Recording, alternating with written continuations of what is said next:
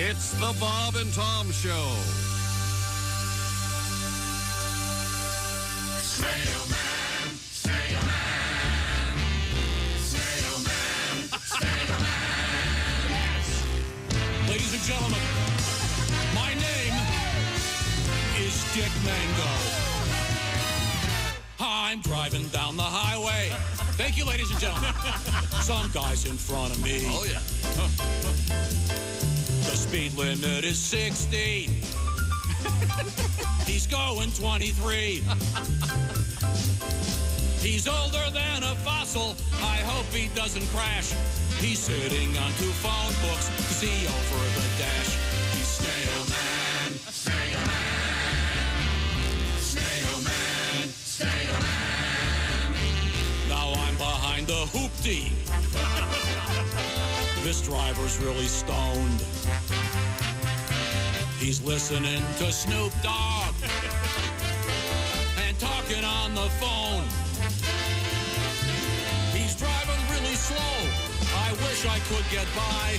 I'm sucking up his reefer. I've got a contact high from Snail Man, Snail Man, Snail Man, Snail Man.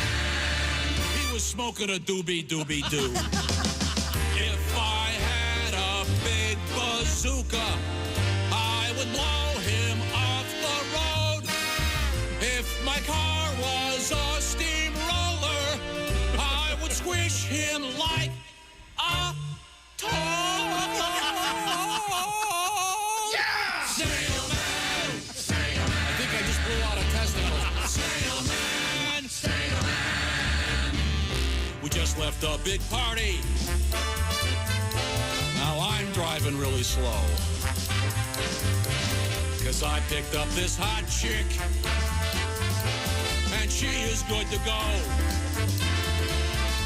She's reaching for my stick shift, but she's not switching gears. She flashes me a smile, and her head disappears. I'm Snail Man, Snail Man, yeah, baby. Snail Man, Snail Man.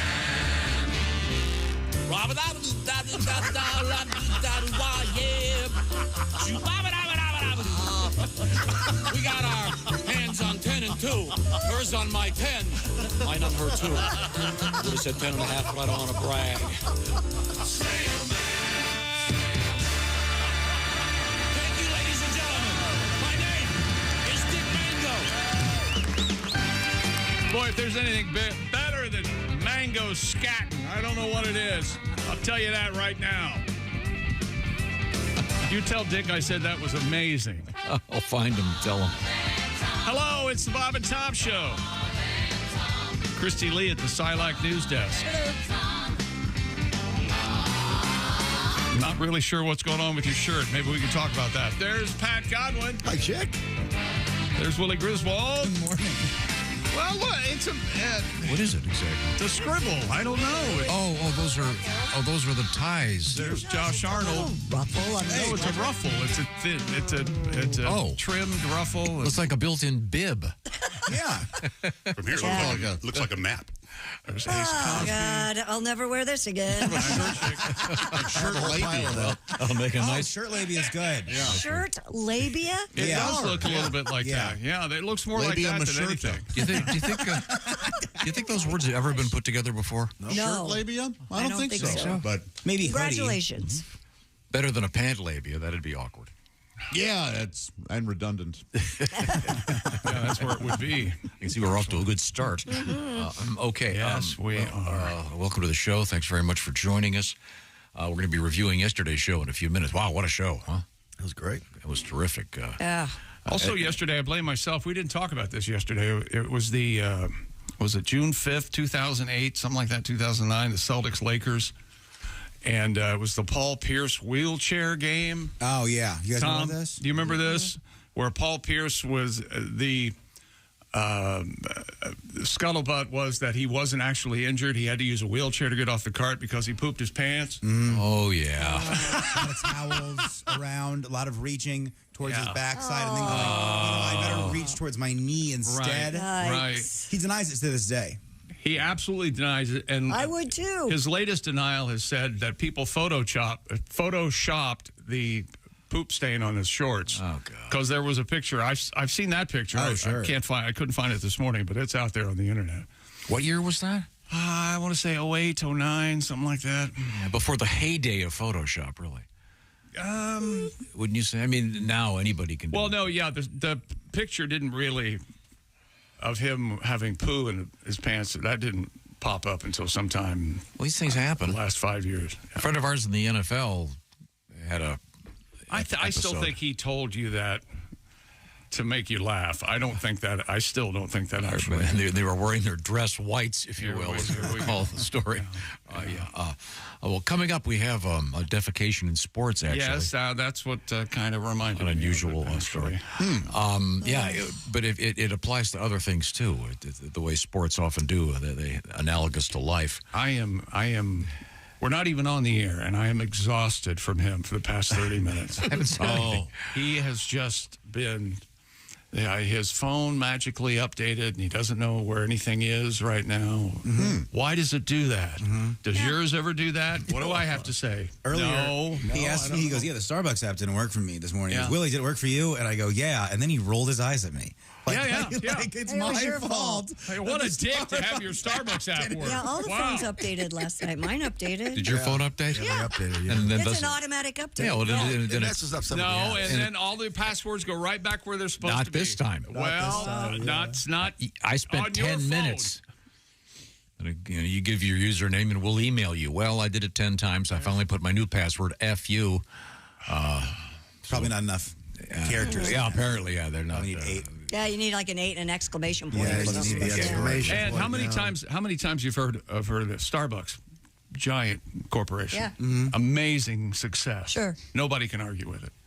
How many times has the app failed for you in the past week? Only this one time in the past week. It's failed before, but I'm just How many times before? Can you remember? I'm going to say 5 or 6 times a month. It malfunctions. Once or twice. Well, then why do you talk about it every day? He goes to his app. Well, I hope this app works today. Yeah, that's what the developers are hoping for. If they don't flip the switch at the store I go to, they don't get the message, you see. So I got the update. I haven't noticed any. I haven't noticed any change either. I haven't either. What was this for? I don't know. I just assumed it's because I have a 10 and they're throwing some virus in here to make sure I get the new one. probably, yeah. Oh, they slowed mine way down. Oh, yeah. Boy, I woke up this morning, you get the thing that says hello, like you just activated the phone. Just started all over. Do you have the same thing, Pat? Yeah. So there we go. Thank you. Oh, yeah. No, I don't.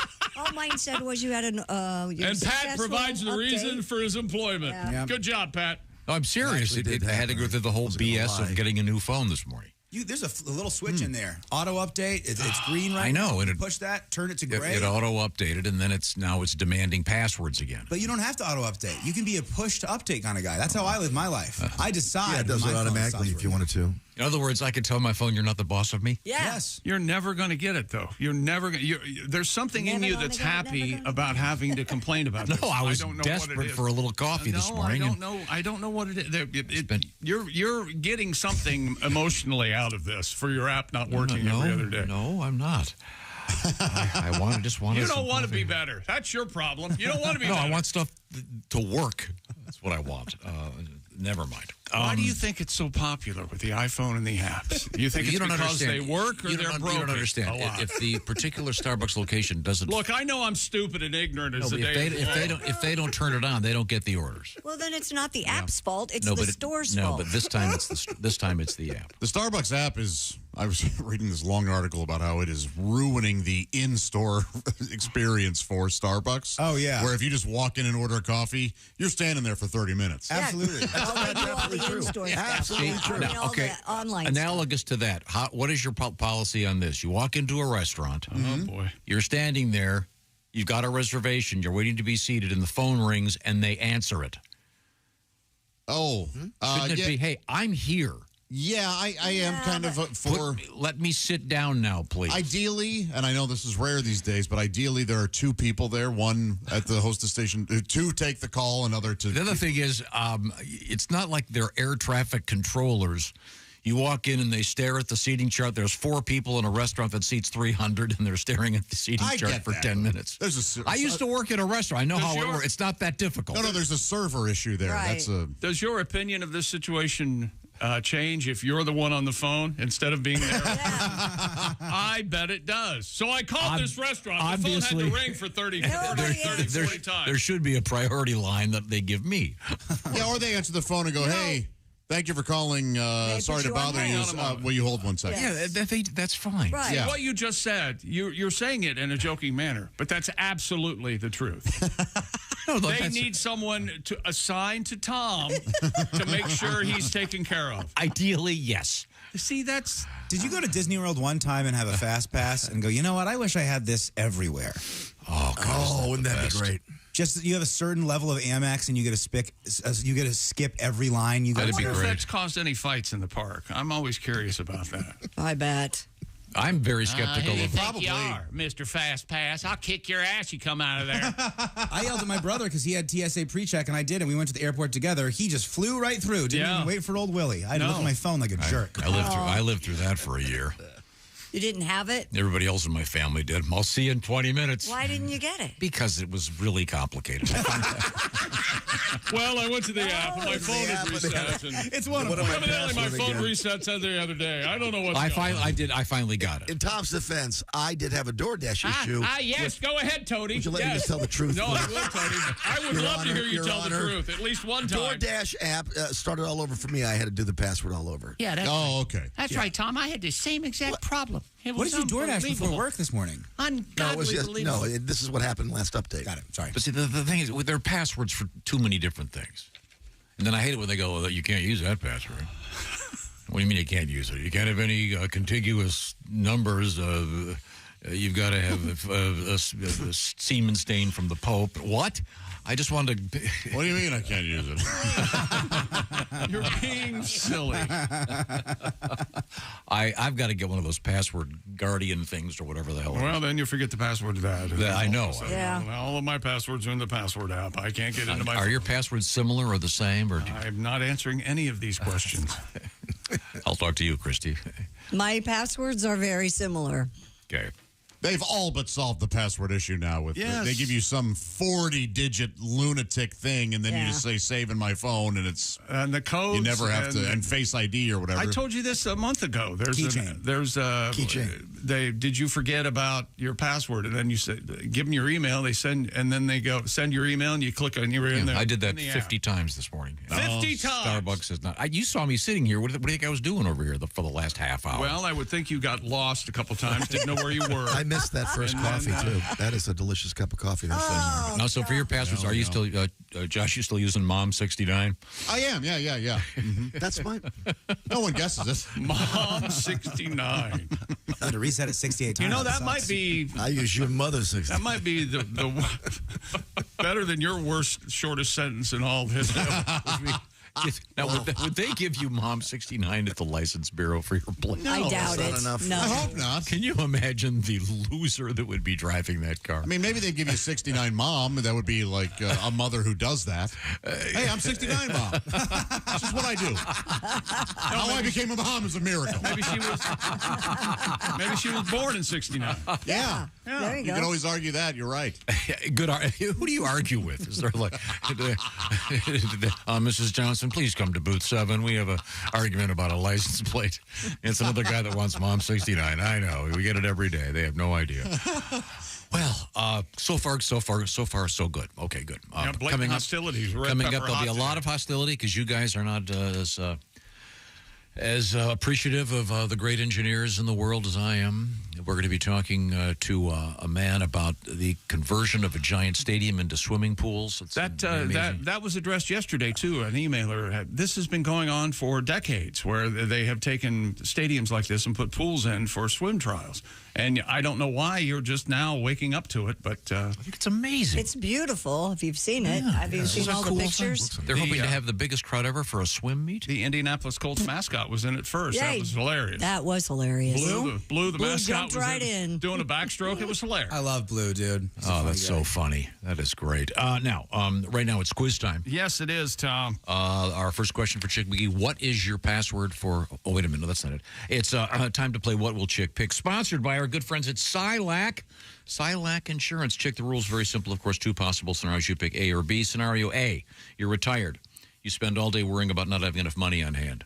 Or scenario B, you go to your mailbox once a month and get a check. I'll take B. Of course. Get that check. Chick McGee, or should I say Mailbox McGee? Mailbox McGee. I like the sound of that. Well, of course you do. Who wouldn't? Because with Silac, you can have the possibility of earning immediate interest. You can maintain control of funds during retirement. And those are some great cans. I can't argue, but there must be some can'ts, Tom.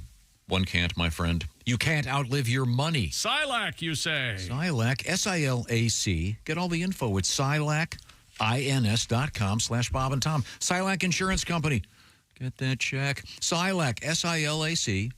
ins.com/Bob and Tom. That's silacins.com/Bob and Tom. And you too will say, I am... Wait a minute, you can't say you're McGee because you're not. We'll just be a happy person. How about that? Coming up, we're going to review. We learned yesterday's show. Had a great show with one of the funniest guys that happens to also be a great musician, Edwin McCain. Terrific visit. We'll talk about the other weirdness. And my favorite story yesterday involved giving computers to natives, indigenous peoples of South America. What a terrible thing we did. Poisoned them. Yeah, this is the Bob and Tom Show. Good morning, sunshine. Bob and Tom.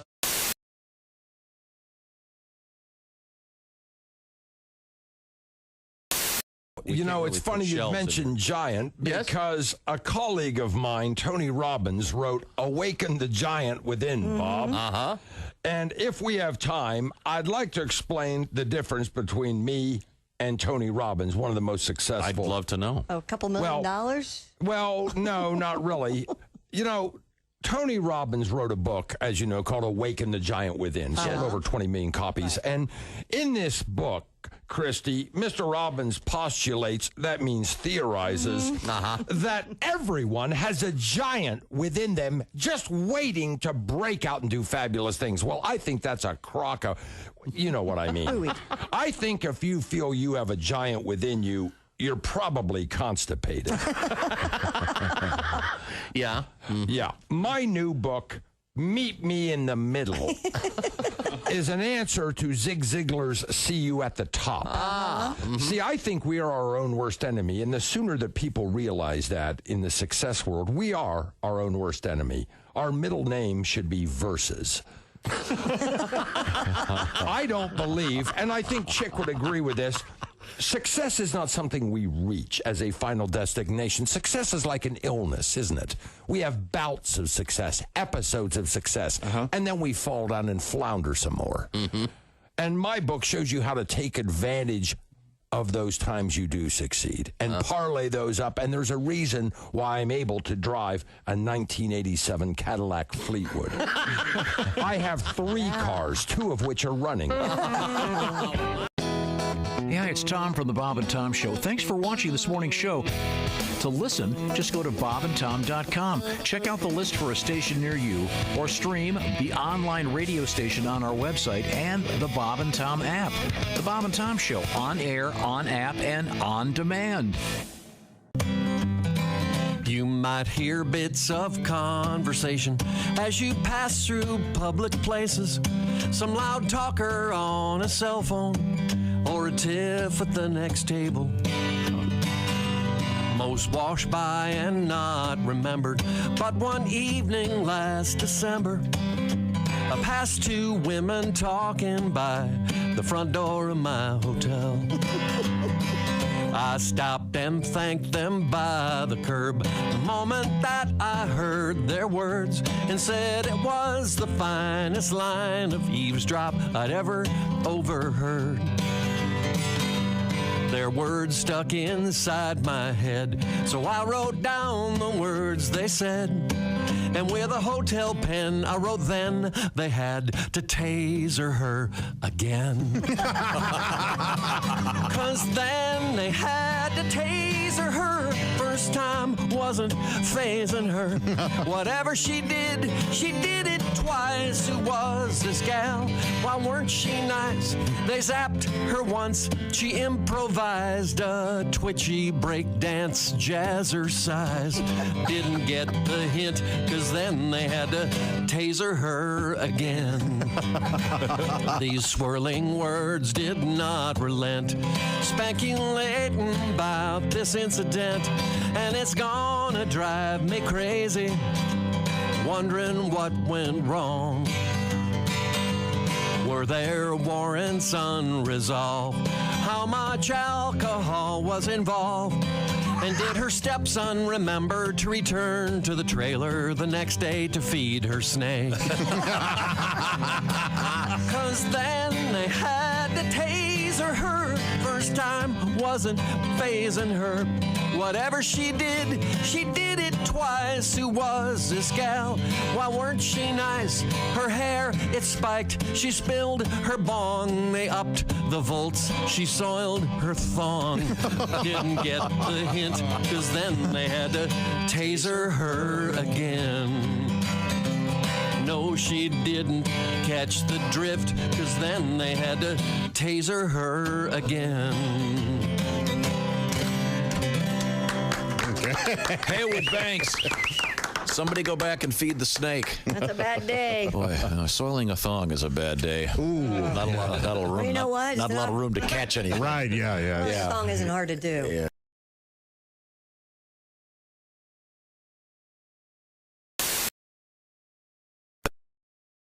I want my rock stars on heroin or dead, okay? That's a rock star. Here. Not with a watch. And Jesus said, take this bread and eat it. It is my body. And the disciples said, Jesus, we're all on low-carb diet. We appreciate you dying for our sins, but we're all trying to slim down a little bit. We want to look good in the painting. Bob and Tom. 5, 4, 3, 2, 1.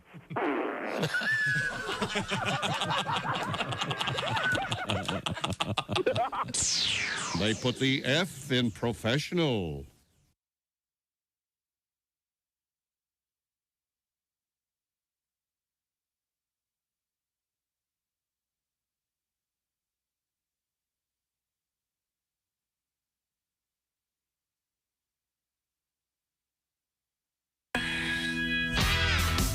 Hey, welcome back to the Bob and Tom Show. Hello, hello, hello. Man, what a show we had yesterday, huh? Yeah. Boy, I feel bad for you if you missed it. I feel bad if you're here today. Woo! PU. But yesterday, oh, man. That was hello, Tom. Fun time, yeah. We had a great guest, Edwin McCain.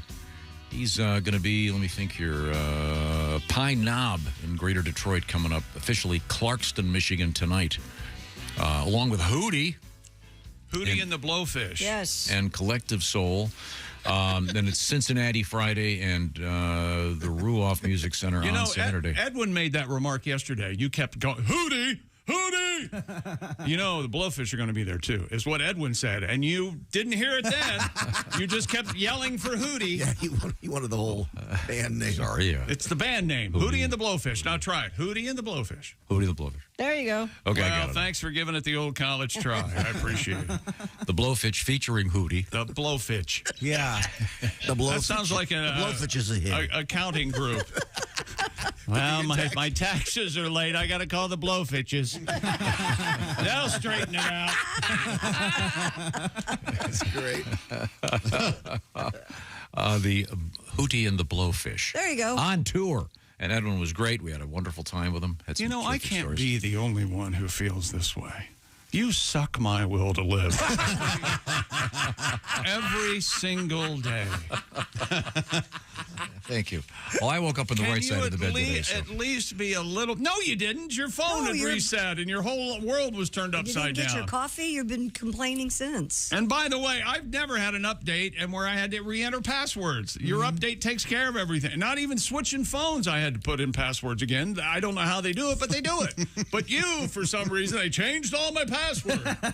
What the hell's going on? Right there, my friend. Right there.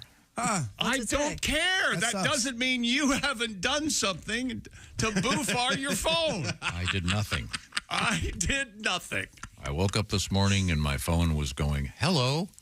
and to restart resetting everything. I've had that happen, Tom. I've had it say hello, and I've never had to put in another password. Well, you don't have the Starbucks app. You don't drink coffee. The other thing they do is they let you know that there's going to be an update. Yeah, they do. Why don't you delete the app and put it back in? Reinstall it. Almost irritating. I don't have an hour. They'll tell you an update's coming. It just takes a couple seconds. It just takes a couple. It doesn't take an hour. You got to put a credit card in. You got an hour to mess with it for 20 minutes. Give me your credit card. I'll do it. Oh, yeah, that's a good idea. No, I am not complaining about it. You brought it up. How did I know about it? Did I read your mind when I came in? No, you asked me what I was doing for over Do we have any cool new features because of it? Is there anything exciting? I haven't noticed it. I haven't had time. Maybe emojis? Maybe some new emojis? X-ray camera. You can look at like girls' bodies and naked stuff. women? Cool. Yeah, I don't know. awesome. That'd be fun. I don't want to see their bones. I want to jump them, right? Yeah. Wait a minute. Is that a fetish? Bones? I'm sure it is. Is there like a thing for looking at X-rays of broken bones? Probably. That turns some poor probably. sad sap on. Is that the first time when you're a kid you realize the world is not really cracked up the way because X-ray cameras, I can see through their clothes. No. Yeah. You can see right to the bones. Right, You're not right. going to see any of the good stuff. You're just right to bones. Did you ever buy the X-ray specs I that did. were advertised in I the did back too. of I the did comic? too. It was a great effect. It was. Whoever If you came looked up at your with it. hand, Yeah. it looked like you were looking at your bones. Yeah, the picture, the way they advertised it, it was, that was fair. Yeah. Because you held up your hands with it, and it looked, they have bones in my hand. Willie, they were called X-ray specs, and they were advertised in the back of comic books. Yeah. I think every kid that did buy them was hoping that it would be, nudie time. Yeah, right. But no, none of that. You don't come in the room, Mom. I've got my X-ray specs on. I don't want to see that. I don't know what it did, what the effect was that when you looked at your hand, it looked like you were looking at the bones in your hand. Yeah. I don't know how it did. Weren't they slats? There were some kind of little gels. Layered gels of some kind. Yeah. Some kind of theater scrim or something. Right. You look through with the glasses. Yeah. I remember the sunglasses with slats, though. Those were semi-popular in the 80s. Yeah. Oh, yeah. I remember. Yeah. Oh, Sure. Yeah. Those were fun. Look like the you're Geordie wearing LaForge. window shades on your eyes. Yeah. Those had a sort of reinsurgence in when I was 8th grade, freshman year. Kanye West wore those on tour, and then everyone showed up to high school, first day of high school. Everybody had those things on. That's hilarious. And they're impractical, but I want them now because I'm not involved. Now, things we learned yesterday on the show. Go ahead. What do you got? We opened it with Strangers in My Shorts with the fabulous Dean and Jerry and the Bob and Tom Orchestra. Mm-hmm. That was wonderful. Look at him. He's got trouble. Edwin McCain's tour bus was in the Frigobal building parking lot. We learned Edwin McCain's tour bus's name. You guys remember? I do. Queenie? Yeah. Queenie is correct, and I will also take the African Queen. The African Queen. That's exactly right. And didn't the guy that he bought it from name it that? Isn't that? He was saying it's kind of like a boat. You don't change the name. Right. Tradition tells us whoever, the first driver names it, and it stays that way. Yes, that's what Edwin said. We did have the Cincinnati Bengals fight song yesterday. We talked about that again, and Tom's big problem with it. There's no soul, Tom says. I would an informal poll of Cincinnati, Ohio, this might be the #1 song in the city, I bet. People love this song. I do like the, is that a tuba? Going mean and angry and growling? Or is that a trombone? I don't know it might be a trombone. But I like the bass being played by the tuba. That's good. Yeah. Cardinal landed on Christie's deck yesterday, or front porch? On the deck, right there. On the railing, complaining right at me. Hi, your mom. Christy, I saw one. It flew by me when I was parking in the garage yesterday. Really? How about you? I had one on my mailbox when I got home yesterday. Really? Oh, Really? see? Cool. Is that right? Yeah. Your mother's getting around. Was it a ghost, do you think, Case? I'd never heard about that till. What is the theory here? The theory is that your loved ones come back to you as a cardinal. They make themselves known. They want you to know that they're around and they're thinking of you. Or in my case, my mother was scolding me for talking about it on the air because of course. I complained that she had not visited yet. Even in death, she's a little bit testy. Yes. With Edwin McCain on the show, Tom decided we had to talk about The Rifleman with Chuck Connors, and his character in The Rifleman was Lucas McCain, and Edwin was aware of it, and they called him the rifleman when he played basketball because he was a ball hog. We called it a gunner. He called it a chucker. But yes, basically a ball hog, and would not stop shooting, regardless of the fact that the ball was not going in the basket. What was the Mucus McCain joke? Anybody remember that? It was his band name, you mean? The way they messed up his name.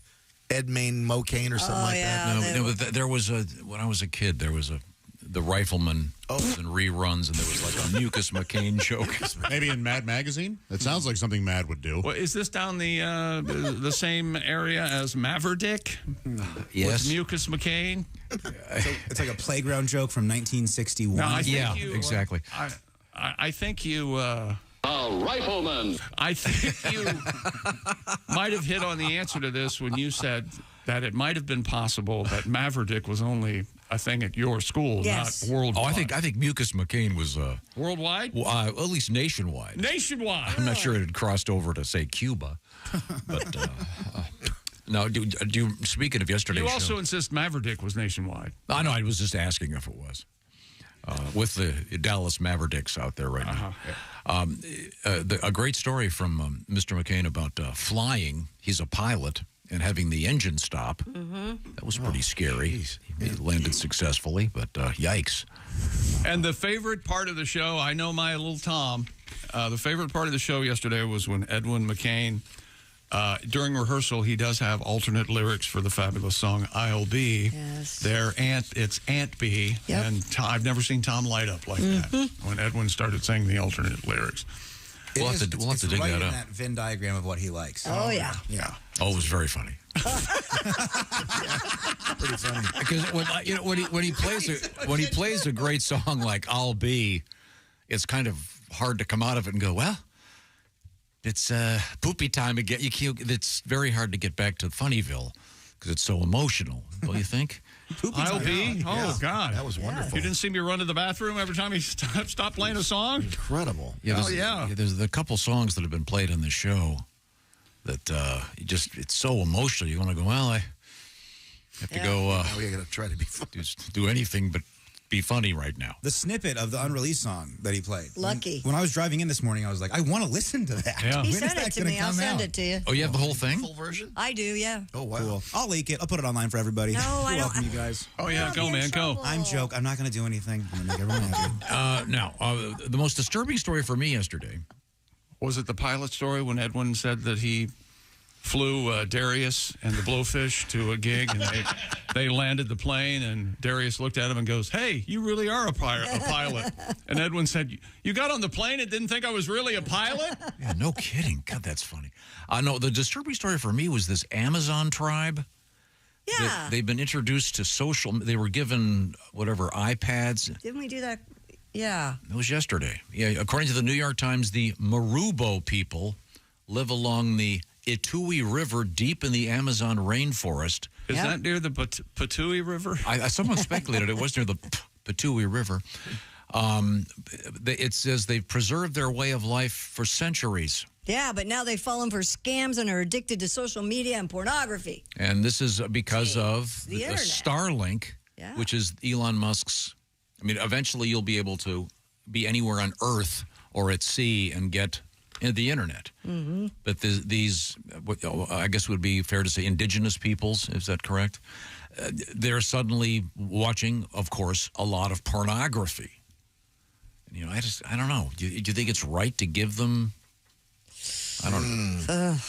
How would you stumble across that? Pornography on the internet? That's the thing, Ace. If you don't know anything about the internet, you just get it and you go, oh. Well, I'm sure they had somebody there teaching them how to use it.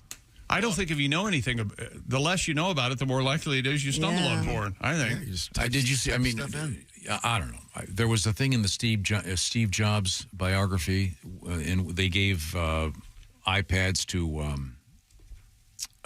primitive peoples, I guess, and they immediately start finding stuff. Yeah, it's so user friendly, and they know what you want.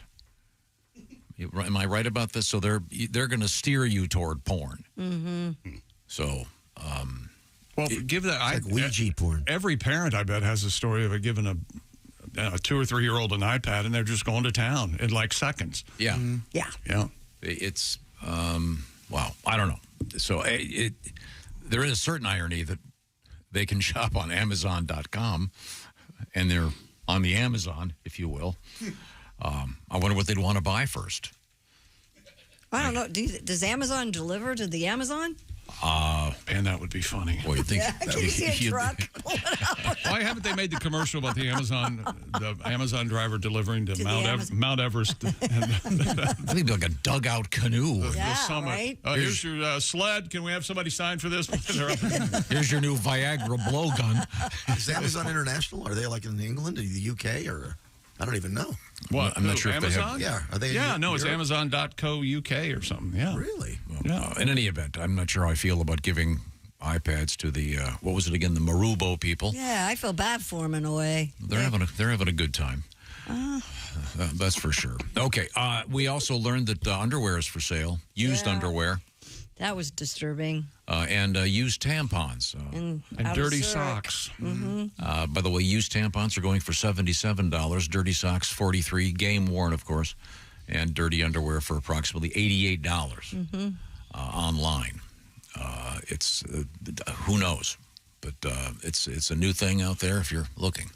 We had the stories earlier about the Japanese vending machines that had game-worn underwear by the ladies. Anything else we missed from yesterday's show? Whole page. We'll have to come back with it. Okay.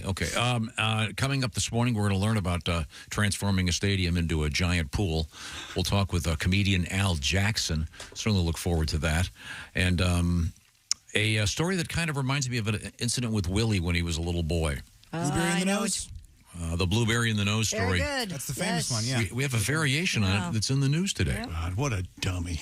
But right now, I'm going to put a blueberry in my nose. What an idiot. Made them taste saltier, and I liked that. We'll find out how we got it out. It was interesting. Right now, the Bob and Tom Show is sponsored by BetterHelp. This year has gone by quickly for most of us. Something you're proud of so far in 2024, of course. I'm sure there's something you've done that was great. We'll take a moment to celebrate the wins. Also, find out and think about what you want to accomplish for the rest of the year. And therapy can help you do that. Reaching out for help is not a sign of weakness. Reaching out for help is a sign of strength. Therapy can help you be there and get some more strength. And BetterHelp is merely a more elegant and easier way to access therapy. So if you're thinking about therapy, give BetterHelp a try. It's done online, so it's a lot more flexible, easy to fit in with your schedule. You don't have to hop in your car and drive across town.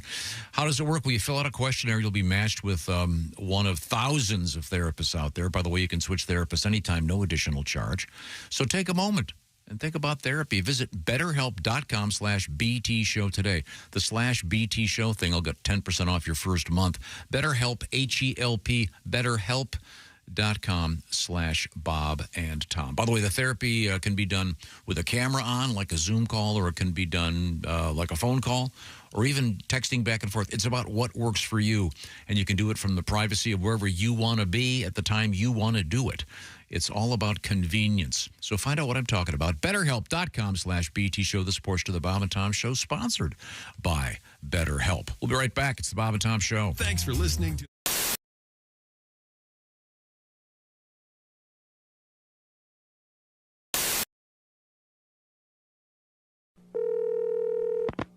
Hello? Hey, it's Tiger. Oh, hey, Tiger. What's going on, man? I need you to do me a huge favor. Yeah, sure thing, man. What do you need? Can you please take your name off your phone? My wife went through my phone and maybe call her. What? Oh. If you can, please take your name off that. Are you me? She knows about us? Oh, man, this is bad. This is really bad. Just have it as a number. Oh, boy. She hasn't seen the photos yet, has she? Tiger. You still love me, right? Okay, you gotta do this for me. Please tell me you still love me. Tiger. Tiger. Hello. Hello. Let's get back to the chinchilla. We sent members of our staff plus Donnie Baker to your garage. She is my mistake. So traumatized right now. She has not come out of her little house in No doubt. a whole The day. chinchilla. Oh, well, yeah. that's because she met Donnie Baker. Mm-hmm. Yes. It's true. Her ears are as big as Frisbees. They are very big. I know. I can't get over how They're horribly... native of South America, and they use those to, and they're nocturnal, so they Must be a lot of listening going on. They do a in lot South of listening America. at The night. size of those because ears. you can't see very well. And they respond, of course, with their brain by going, duh. I'm a chinchilla. Oh, wow, it's that great big thing right there. That looks like a really nice fur coat that lady's got on. I wonder what that's made of. Duh. Well, I'm gonna rest for a while so I can poop again. Duh. I can tell you. I'm not like a dog. I can't play frisbee or catch. I just sit here going, duh. I'm kind of like something in a frame, like a picture, except I just go, duh, and then I poop. Except you have to feed me and I poop. I'm like a picture you have to feed. Duh. I can tell you what, they don't come when you call them. That's for damn sure. I will. I'll come if you call me. Tell us more about scatting. Well, it's it's like in the traditional jazz sense. It's the scooter beat a bada. But I mean, I don't do that. I do it to classic rock only. Right. The most famous scat is probably the worst ever. Of Frank Sinatra. Frank Sinatra, a great artist, but the doobie, one of the worst, terrible scats. But yeah, but I mean, it's hard. Like if you're in the car and you're listening to Led Zeppelin, it's hard not to do the bow bow bam dum doom cack cack doom bum bam bam bam bam doom cack cack doo. So brilliant. Yeah, sure. Yeah. Mm-hmm. So I've got the notoriety came from the AC/DC, which really took sale, which is the. Dun dun dun dun dun dun Be-dun bad way on all dun dun dun dun pa-dum pa-dum pa-dum pa-dum brilliant. Be-dun bad way on all and my girlfriend's like, most people sing the lyrics. That's true. Okay, I Staring can out the scat window. Amos Moses by Jerry Reed. Oh, yeah. Let's hear it. Please. Well,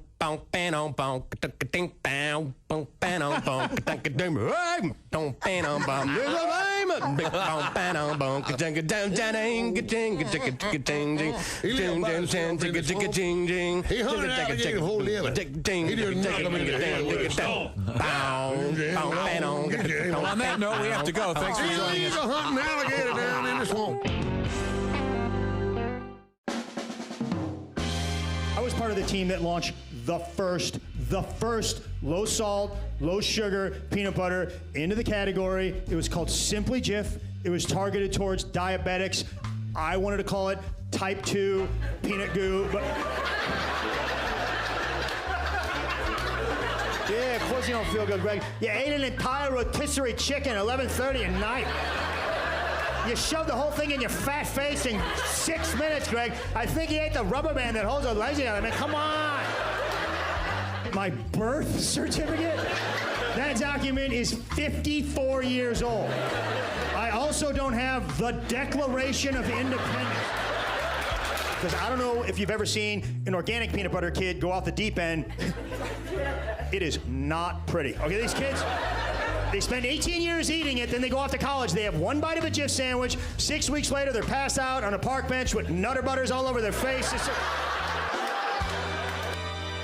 Golf jokes. I play a lot of golf. Oh, yeah. Every hole, like 14,000 strokes. That's a lot of golf. You know what I mean? I look like a propeller out there just swinging away. I love golf. I swing with one hand. I don't even use two hands. I don't care. The instructor's always trying to change your grip like, hey, you're not the boss of me. I hit that ball as hard as I can, walk 6 feet, and hit it again. Every hole I use the driver. Par 3, I don't want to see a 7-iron. I let the big dog eat. I grip and rip it. I got the weight belt on. Steve's playing some golf, baby. You give me a golf cart, a 12-pack, and a lake. I'll show you how to have fun all day.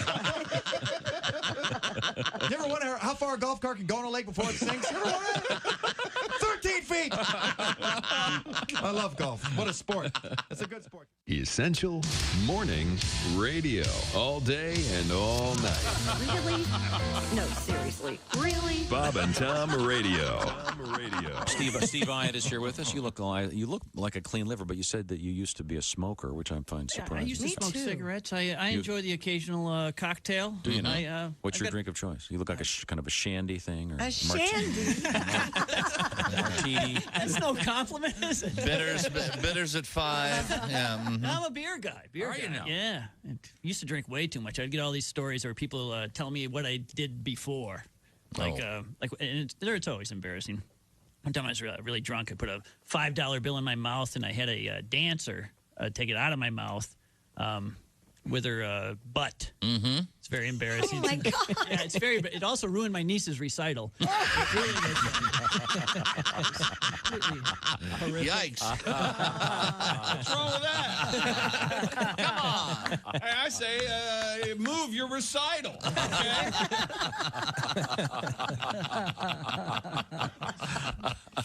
Wow, that's great. Hi, this is Larry Reeb, Uncle Larry. It's a sick world, and I'm a happy guy, and you're listening to the Bob and Tom Radio. Whatever the hell that thing's called. Welcome back to the Bob and Tom Show. Hello, hello, hello. Christy Lee, Pat Godwin, Willie Griswold, Josh Arnold, Ace Cosby. I'm Chick McGee. Hello, Tom. We're reviewing what we learned on yesterday's show this morning. Oh, good. What have you got over there? Second page, Edwin McCain has his own warehouse. You remember that story? Yes. And much like the way we related was that if you get a dumpster in your driveway, you have friends that you never even knew you spoke to. They didn't know their names, but they want to come over and share your dumpster. He's same thing with a warehouse, only worse. Yeah. Hey, I got an extra car. Can I leave it this winter at your warehouse? And he said he had stoves and refrigerators. And yeah, and he has a warehouse because he has his own bus that he drives. Yes. He's a licensed, whatever it is, chauffeur's license. CDC, or is that what is it called? Yeah, I'm not sure what CDL? it was. FAA, SOL, FDA, MOMA. Okay, you need to stop. And Edwin, we have a little Edwin McCain surprise for you. All right. He referenced the great the songwriter for the song. I'm not going to make you play it again, Pat. The Wreck of the Edmund Fitzgerald, and Pat's famous knockoff on that song about Ella Fitzgerald, and then that mortified got him to play this. So embarrassed. This is Mr. Edmund McCain trashing his own song in a way. Here we go. My song "I'll Be" was the original was Aunt B's got a fake shoulder. Aunt B makes bitchin' pie. Bitchin' pie. And Aunt B's fussing at Gomer. Aunt B's got really flabby thighs. Okay, that's how good that song is. He plays that version, I start to cry. Yeah. What the hell? Yeah, beautiful. Chick, you looked it up yesterday. How many downloads on Spotify did? 240 million and counting. Yeah, that's how he bought a warehouse. Wow, and then we should explain. He also ran a land clearing business.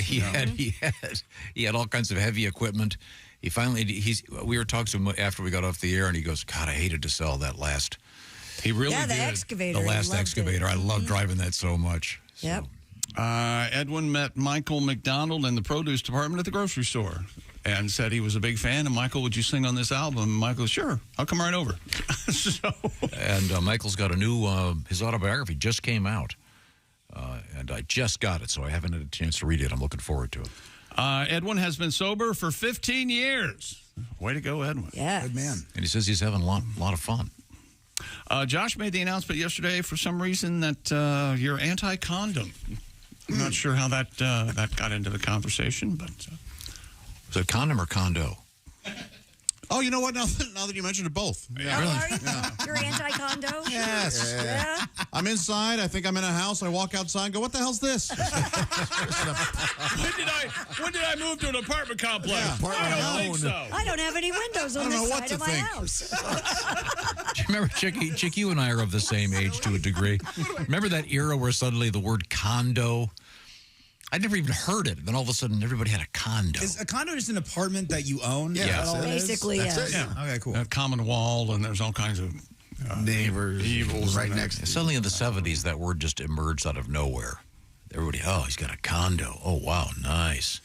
Probably using a condom in the condo with some rando. Oh, Lord. And his Honda. And it's a near rhyme, Pat. Give me a break. You and I use those all the time. Yes, we do. Hang on a second. I need to go home. Nikola Jokic is probably home. Yeah, he probably is. NBA Finals starting tonight. Celtics and the Mavericks, and no Nuggets this year. Nicola's home, man. He's got his feet up. He's so happy. He's so happy to be home. He's thrilled to just be hanging out. A little baby girl and his wife. And all right, good for him. With his string of racing sulkies or whatever they call those. The chariot racing. Chariot racing. That's it's right. cool, Chariot man. racing. I heard a thing about it. He loves it, and he likes being. People think that he just wants to be a part of it because there's like a lot of money around it and owners. Apparently, he's in there with the stables. He is. Are you serious? He's grooming horses. He's picking up poop. The guy's all the way in. The Celtics are the favorite tonight as we start the series in Game 1 in Boston. And would you care to give everyone a kind of a sneak peek on what you're thinking as far as the gambling goes on tonight's series? I don't know. I'm not really in a position to be giving out picks right now, you guys, but I like the Mavs right now. They're a really fun team to watch. I couldn't agree more. Didn't you parlay with hockey? Yeah, I did a parlay for the Mavs and the Oilers to win both. Yeah, we'll see what happens. Panthers and the Oilers start tomorrow night in Sunrise, Florida.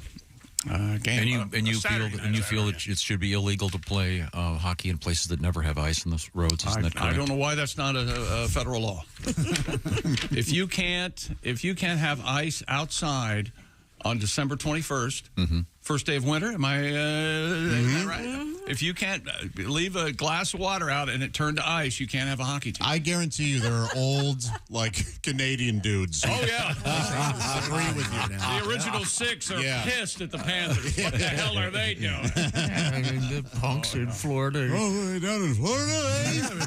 Yeah, well, no wonder they're having the playoffs during the rainbow month. That's right. That's what I say. Just a pool of water. I got your rainbow hockey stick right here, you fairy. Well, he's cooking today. Look at him go. The guy's moving. I'm in character, you see. It's never mind. Is that how you're going to defend it? Yeah, absolutely. We do have the 12-team playoff college football bracket released yesterday. You know why? Why? Because people love brackets. I don't know why, but they do.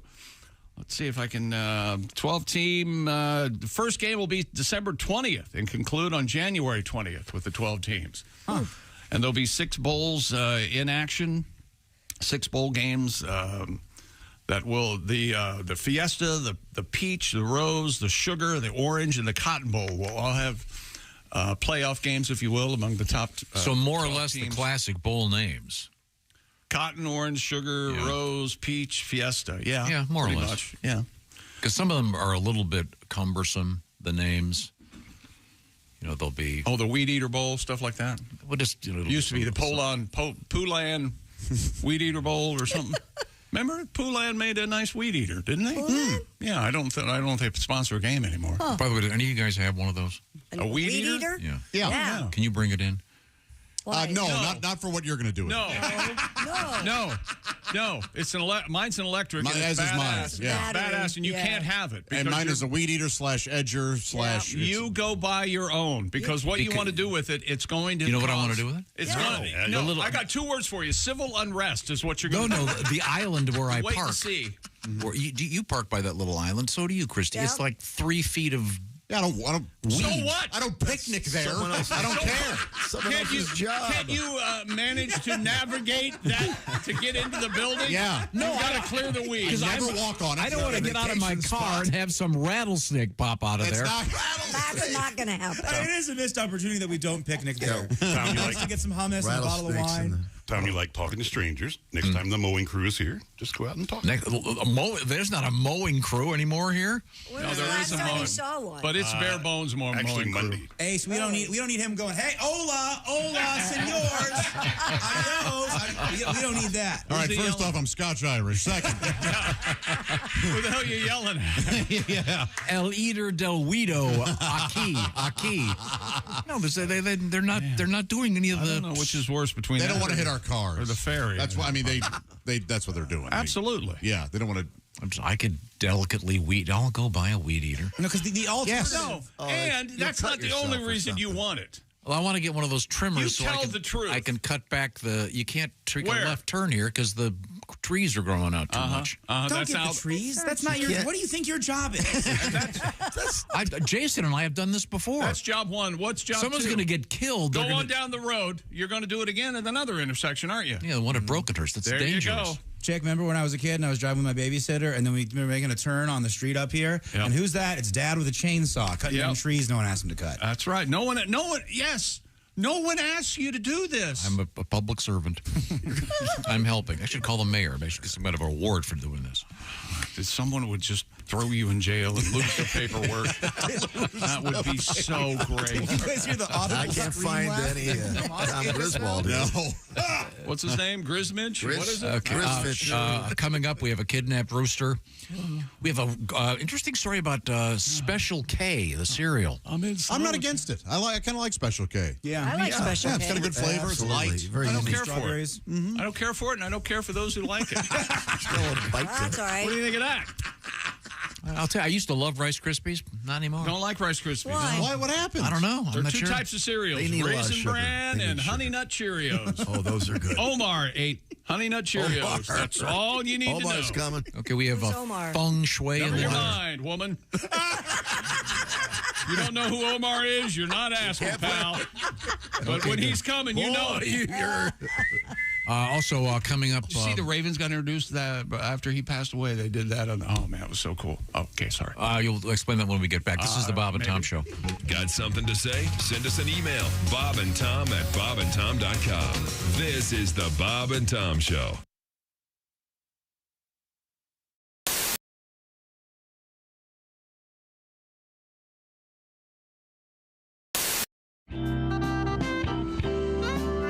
Bob Biggerstaff. Are there a lot of Biggerstaff is my last name. Yeah. It's a German name. It means probably going home alone tonight.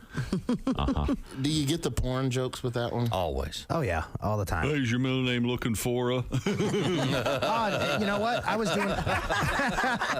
Looking for a that Bob looking for a Biggerstaff. I wish you had a. That wouldn't be good. I wish I got I it. wish I had a. Get this. I'm doing a show a couple weeks ago. Girl comes up to me after the show. She's like, wow. Yeah, hot chick. Amazing. Yeah. I know. Yeah. Play along. Yeah. Then what happened? She's like, Biggerstaff. She goes, that's my last name too. And she shows me her license. Right? She's like, we've got to be related. She's like, we're gonna party tonight. Oh yeah. And one of the other comedians is like, hey man, I think you got a shot with her. I'm like, Your long lost. I don't know. You know, when the conversation starts with "we've got to be related," probably not going to end with me having sex with Yeah, her. probably not. I'm going to try. Sure. Yeah, because you're a guy. I just Sure. Right. I know how these things end. Yeah, I know. Yeah. Stay positive. Yeah, first cousin or not. Yeah. that's I'm a going for myth. it. Yeah. Oh, yeah. Now, Roy Wood Jr., you are a junior, obviously. Yes.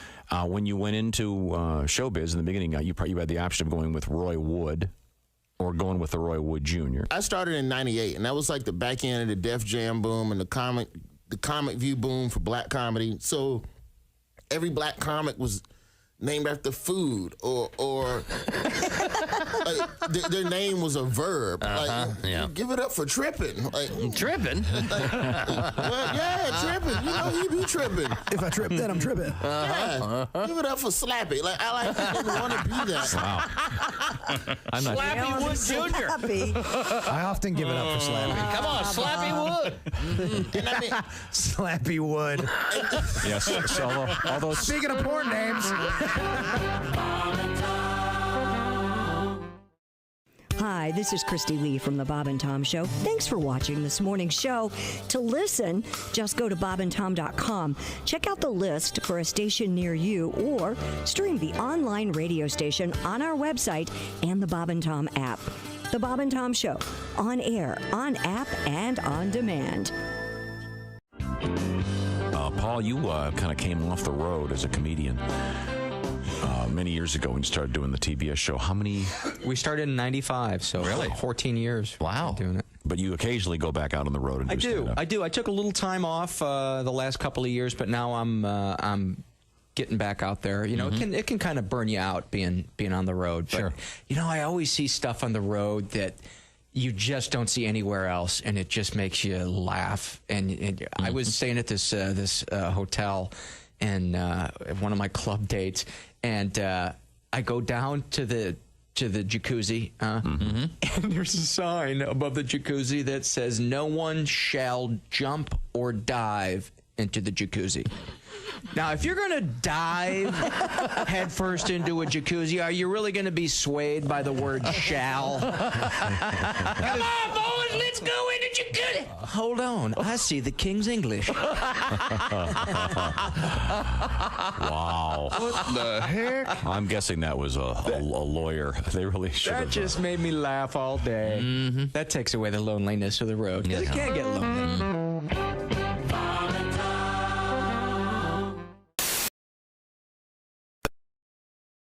The G? Gorelick.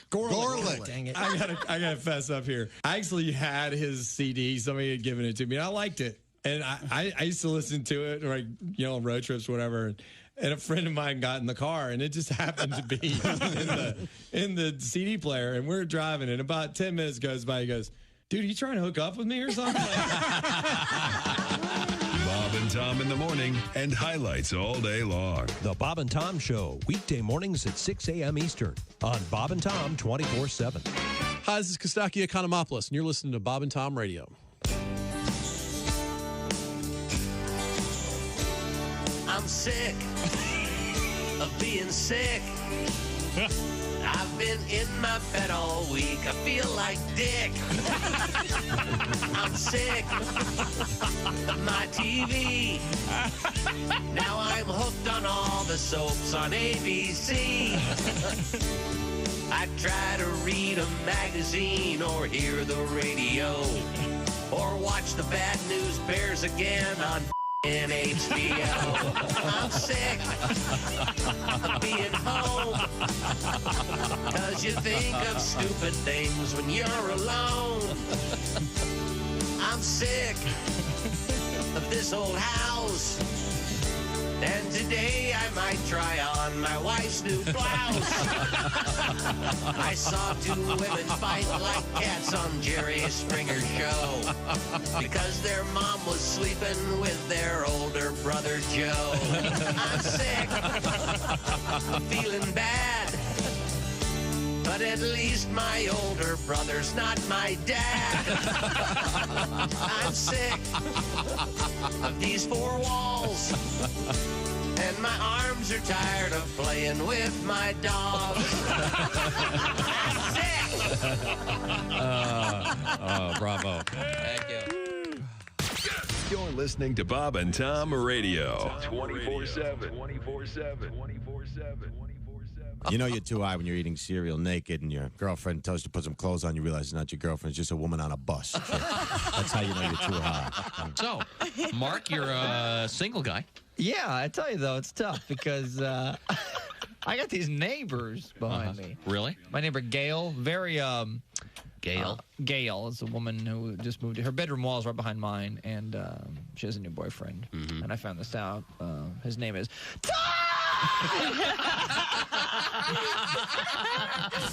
Bob and Tom, you can pick your morning radio show, and you can pick your nose, but you can't wipe Bob and Tom on the couch. Said hey. Hey, welcome back to the Bob and Tom Show. Christy Lee at the Silac News Desk. Hello. There's Pat Godwin. Hi, Chick. There's Willie Griswold. Good morning. There's Josh Arnold. Chickster. All right. There's Ace Cosby. I'm Chick McGee, and here's Tom. Did we cover everything that we reviewed yesterday? I think we Yes, we did. got almost everything. Yes. I don't know what your book looks like. You have a different book than I do, I think. You Just looking. I think we need to catch up with contemporary sports. Once again, Willie, you've announced that you're doing the parlay. Yeah, I have a parlay on the Mavs and the Oilers. Essentially, I was down all time. Last 4 years of gambling, I was down all time, $80, and I could have cashed out, but I said, let it ride. I'm going to make some money. Got to let it ride. I got it down to $25, and now if the Mavs, the Oilers win, gang, I'm sitting on $50 pure profit. Boom. So. Oh, okay. Well, remember the guy who had the Chiefs and the Rangers and OKC, I believe, Oklahoma City to that parlay. Baseball, football, and basketball. If it hit, it was like $1.7 million. Yeah. And Oklahoma City, of course, got the Thunder got close, but he cashed in just in time. 100K, right? He's got kids. Yeah, right at $100,000. With the casino bought the bet back. Bought the ticket back. Nice. Yeah. Well, let's see what's going on. What do you got? Talk about betting. This is the first year of the 12-team college football playoff. It kicks off with the first-round game on December 20th and ends with the title game 1 month later in Atlanta. That's right, January 20th. The college football playoff announced its entire schedule yesterday. The 4 first-round games will be on December 20th and 21st. ABC and ESPN will televise games on Friday and Saturday night with an 8 p.m. kickoff. TNT will have the December 21st afternoon games at noon and 4. Those afternoon games, as is often the case at the NFL late in the season, they will go up against a pair of NFL games. Houston and Kansas City at 1 o'clock, Baltimore at Pittsburgh at 4:30. So we'll see how college football fares against... Why would they do that? The mighty NFL. They have to get the games in somewhere. Huh. I don't know the answer to that, Tom. I don't know what you want me to say. No, I'm just saying. I mean, I guess why is a big question. Okay. Why do you think they're doing it? I don't know. I would think they would be able to schedule it so they're not conflicting somehow. The NFL does what the NFL does and doesn't care what anyone else does. Really? Are they ever going to go up against high school football? Well, you know, there was an article yesterday about Netflix. Evidently, is going to have a little trouble trying to get what they want for commercials during the Christmas Day broadcast that they're going to have. And they're going to run commercials on Netflix, and they want a commercial package for the NFL game. They have 2 games on Christmas. And I was surprised by that. I didn't think Netflix would run the commercials. But apparently they're. But what would they put in those holes if they're having the NFL game? I don't want. I don't know, Andy Cohen coming on talking about to the football players' wives during the NFL. I know that. You know what, Chick? I hate to tell you, I would absolutely love that. Is that right? I want to learn. They go to Home Goods on the weekends. Well, you know what? Candle scents. Yeah, I'd like to see what's going on. You know what? I can mute that as easily as I can a commercial. You're exactly right. You think it's safe to assume we're going to have a roast every 4 weeks now because the Tom Brady one was such a hit? Oh, you think? I wonder who's the next victim, if you will, in one of those roasts. I'm not sure. I would think the next victim, unless they're paying him a lot of money, may have learned a lesson.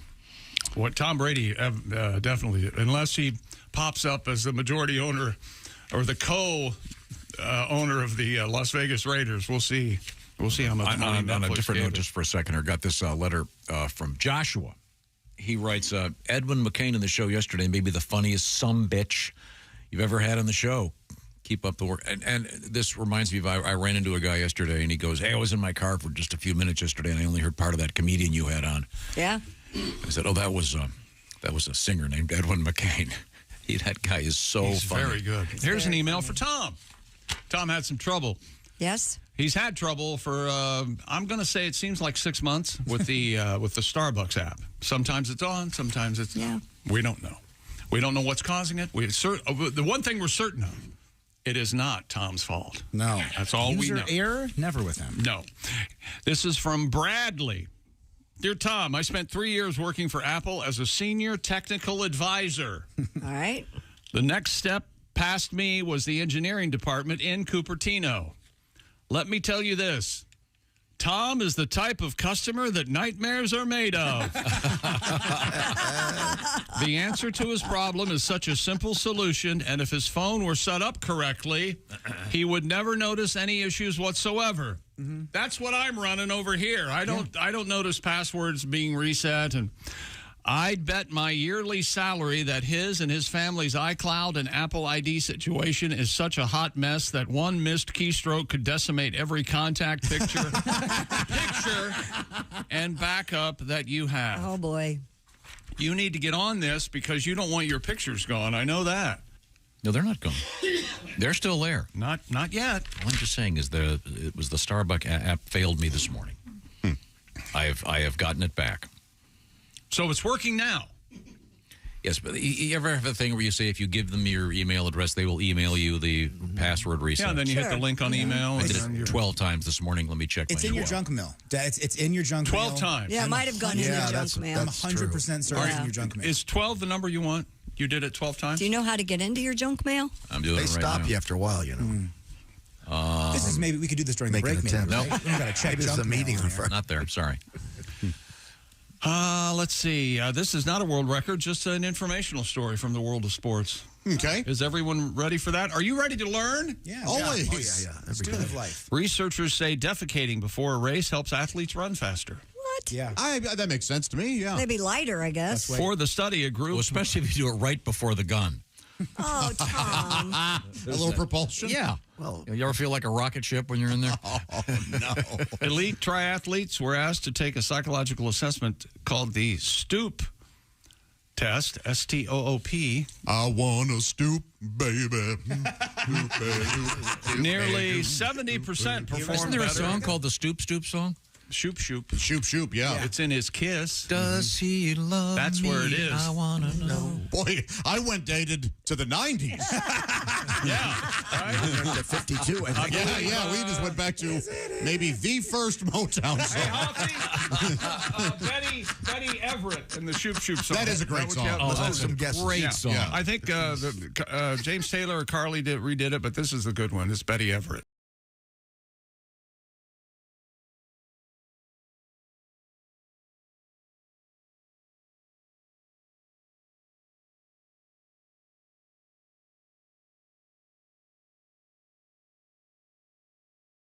That was the first. It's in his day. Ho, ho, hey. Ladies. All right, you're having That's fun. not going to play in Peoria, all right? We're having fun. Now let's do the real thing. That's a great song. I think Spectre did that. I think that Didn't was his Cher thing, cover his that too? song. Didn't Cher cover that? His crew. I think God, really? Yep. It's in his keys. That's where it is. I'd like to hear that. That was good. Does he love me? I want to know.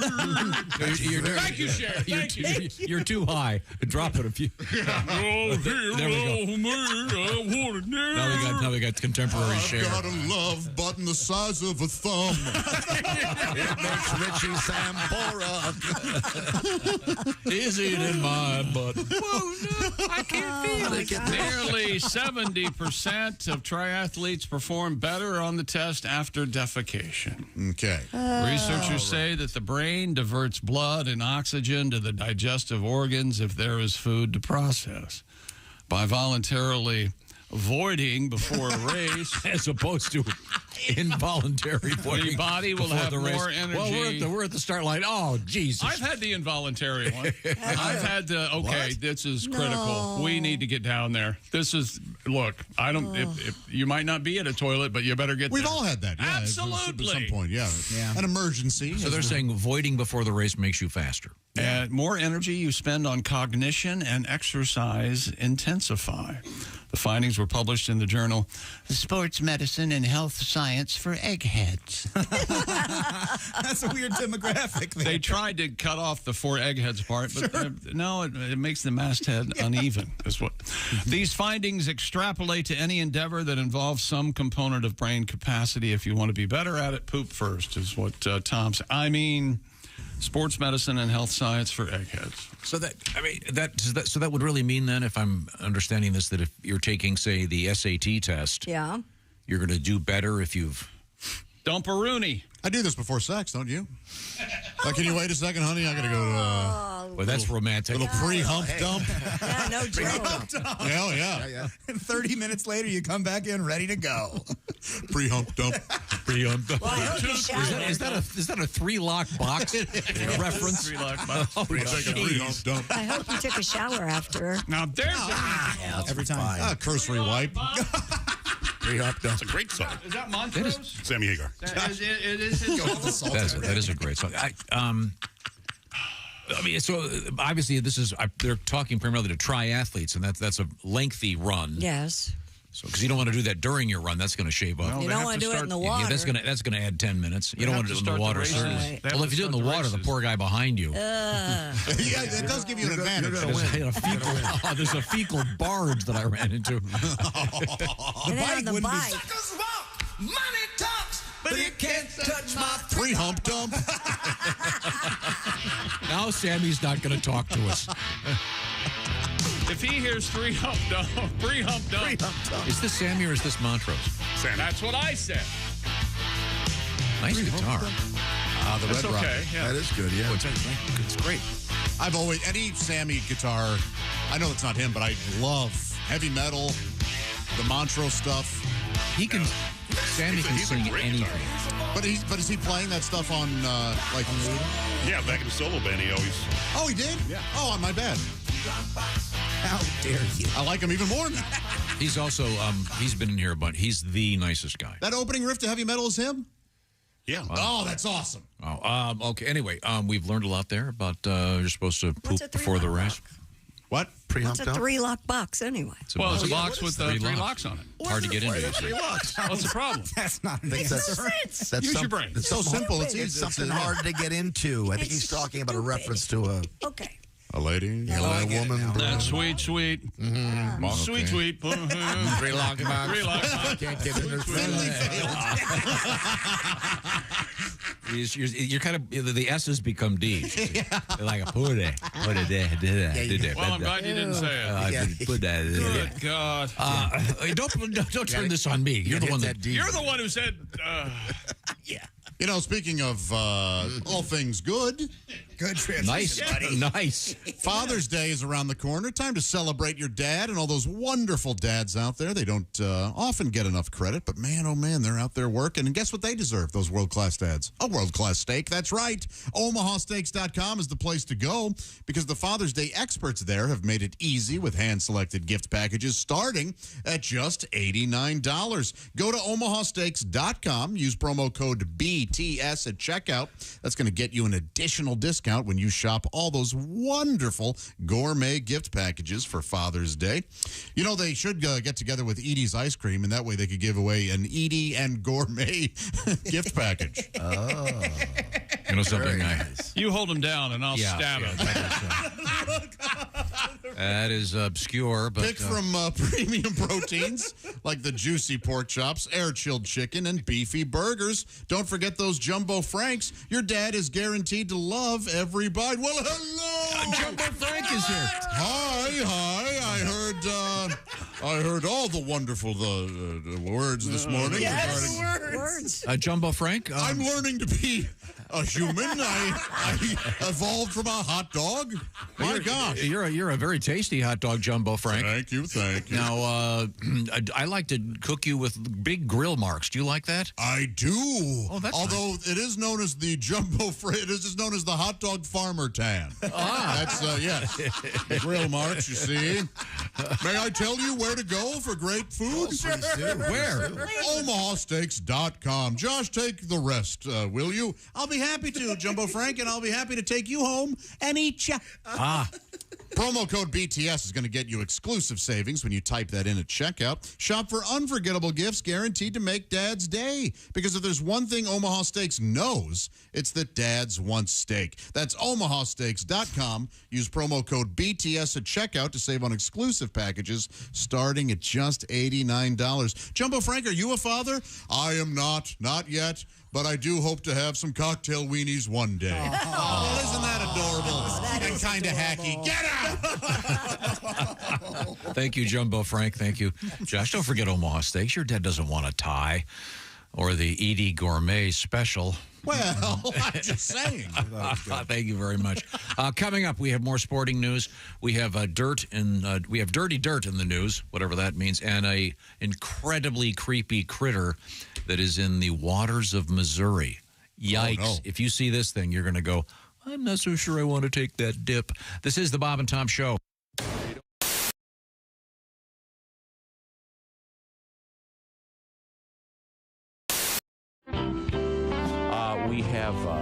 We have Etta May in the studio with us. Etta May is the mother of several. What is the official count now? 4. Okay, great. Not counting my husband. Yeah. You're done, right? Thank you. My oldest boy, Bud, is 17, and then Corona, she is 16, and Miller is 13, and then Jack is 8. There's a theme there. Well, no, trust me, after the third one, I had graduated to hard liquor. Understood.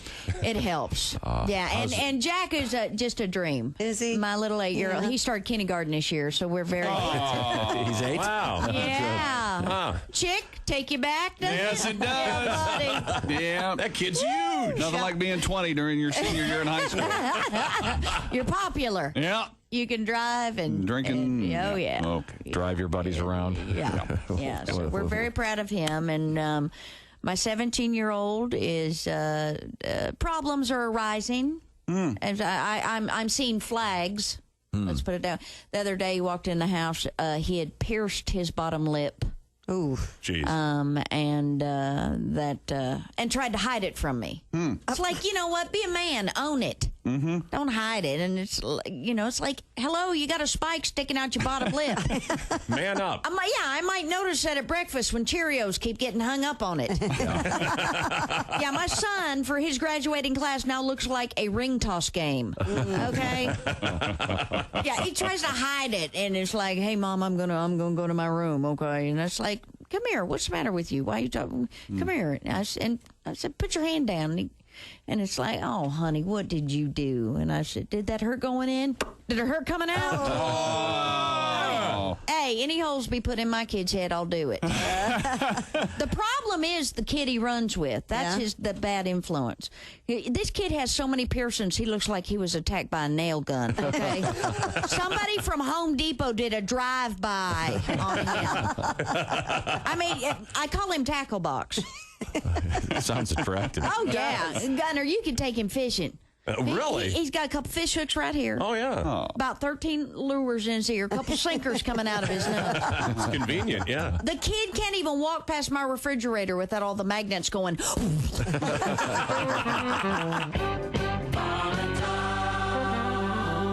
Use big words. I got a little test here. What test are we doing? No, don't do this. What? No, I want you to hand this to Jessica. And it's, I don't want to give too many hints. Why is that still in here? I want you to figure out what that is, Jessica. Describe, put it down, and it's got those rubberized rods sticking up. They're about 4 inches in length and about, I would say, 3/4 of an inch in diameter. What do you think those are? Can you describe the four of them? Go left to right. Actually, go right to left. Just describe. Well, they're limper to stiffer. The left little rod is very wiggly. Yes, very squishy. And number 2 gets a little bit firmer. Yeah. Still wiggly. Number 3. Again, a little bit more firm. Is that how you normally pull it back and flick it when you're okay? Flicker. Then what's the last one? The last one is just straight up hard. Flick it with your finger. Ow. Not moving around at all. What do you think that is? I'm starting to think this represents a penis. You're correct. Yeah. 4 of them. The revolution. That's if you're going to a doctor and you're looking for an erectile dysfunction drug. Yeah. That's what you use to describe the level of flaccidity, if you will, that you currently have. If you're going to use big words, I don't think you need to go if you're at 4. No. Gonna take that out of your mouth and put it down. Oh my God! I just like playing with number 1. It's all wiggly and squishy. Jessica? Yes. I'll take 10% if I testify for you. How's that? It's sort of like a dildo buffet.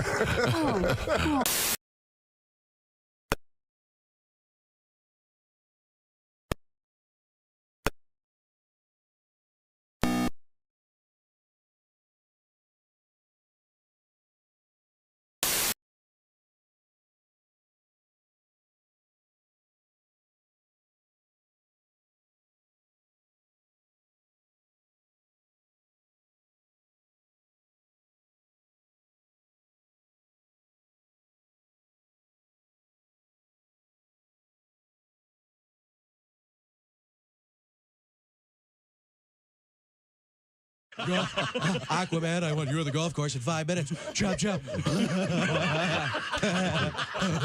Hey, Superman, you're going to free bowl of soup with that hat or what? Talk to the judge. With us in the studio, comedian Chad Daniels. Your wife is a college professor. Yes. Are you a college man? No. Ah. That makes for interesting contrast. And her friends always remind me of it. Oh, really? Oh, really? Are they all college professors as well? Most of them. we were out getting dinner one night, and her friends were like, "So, Chad, have you ever had Indian food?" And I was like, "Hello, Thanksgiving." Aren't you a history professor? Yeah. Didn't you know that? She has one friend from England that's always bragging about their language. We invented your language. You didn't have a language if it wasn't for us. Well, you spelled pneumonia with a P, stupid.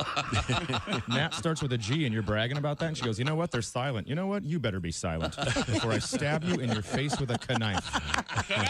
Hi, this is Augie Smith, and you're listening to Bob and Tom Radio. Oh, you love Hello, and welcome back to the Bob and Tom Show. Everybody all right? Everybody okay? Yeah, man. Everybody familiar with putting swimming pools in huge stadiums so we can have the Olympic trials? We're going to find out about that. I'm very excited about that. Yeah, why not? Tom has become aware of it, has broken through the I'm surprised you don't have cloudy sky that is his brain. I'm surprised your girls aren't down there swimming right now. Looks beautiful. You think they're going to put one of those basketball pool hoops in there? Oh, you could play water basketball. Can you put one in the backyard? I want to dunk on those little girls. Teach All them right. basketball. Hey, yeah. Have you gotten in your pop's pool yet? Once last summer, yeah. It was fun. Right on. It was. I'll get over there. I'm going to get a sunburn. You bet. Yeah. Good one. There's no reason for you not to be flopping around in that. Dad, thing. I'll be there at 11:30 with 9 Miller Lights. Let's do this. All right. What's going to be? What do we got over at the sports page? Lucas Oil Stadium, home of the Indianapolis Colts. Go Colts. Has been turned into a giant swimming pool for the Olympic trials. And Tom is more than mystified by the entire process. I still can't understand how they I turned can't understand. basketball courts into hockey What rinks. the You guys heck don't is going on? You guys don't appreciate contemporary engineering. This is amazing. I don't know that it's true. I think we do appreciate it, and then we let it go. Yeah. It's I think we go, oh, man, those guys must know what they're doing. It's and the same process you go through. Why are they redoing this interchange on the highway? What is happening? Yeah, I try to trust that they know what they're doing. Not Tom. Well, they shouldn't be doing this, obviously. I wonder what happens if it gets a leak. Ooh. What if it springs a leak? Wow. There's somebody there on it, I'm sure. Uh-huh. I think you know that commercial where the guy takes the boat and puts that Flex Seal on? I think they probably have a big gallon of that stuff there. I'm going down there. I'm going to go watch the swimming trials. And here's what's going to happen. I'm going to go get some liquid, and I'm going to walk down about every 15 minutes and pour it underneath the pool, and then walk back to my seat. Hilarious. And then somebody's going to say, I think we've got a leak in lane 3. And do they have to throw in one of those, like, floating chlorine dispenser things? Oh, that'd be so fun. That would be really fun. With like a little fountain on top that slowly moves throughout the pool. The Indianapolis Star reports that workers spent 3 weeks constructing the 2 pools where the Colts normally play. Chick, were you a little freaked out swimming next to that chlorine dispenser? Weren't you like, why am I next to the chemical dispenser? Should I be sitting? Do I want to be swimming right next to this thing? It doesn't seem like it can't be good for my third nipple. It wouldn't be safe. Yeah, I don't know. According to this story, boy, that led to nothing, didn't it? Yeah. That really led to nothing. He's got more to read. I'm not sure. I apologize. I forgot I told you I had a third nipple. Then. Chick has a third nipple.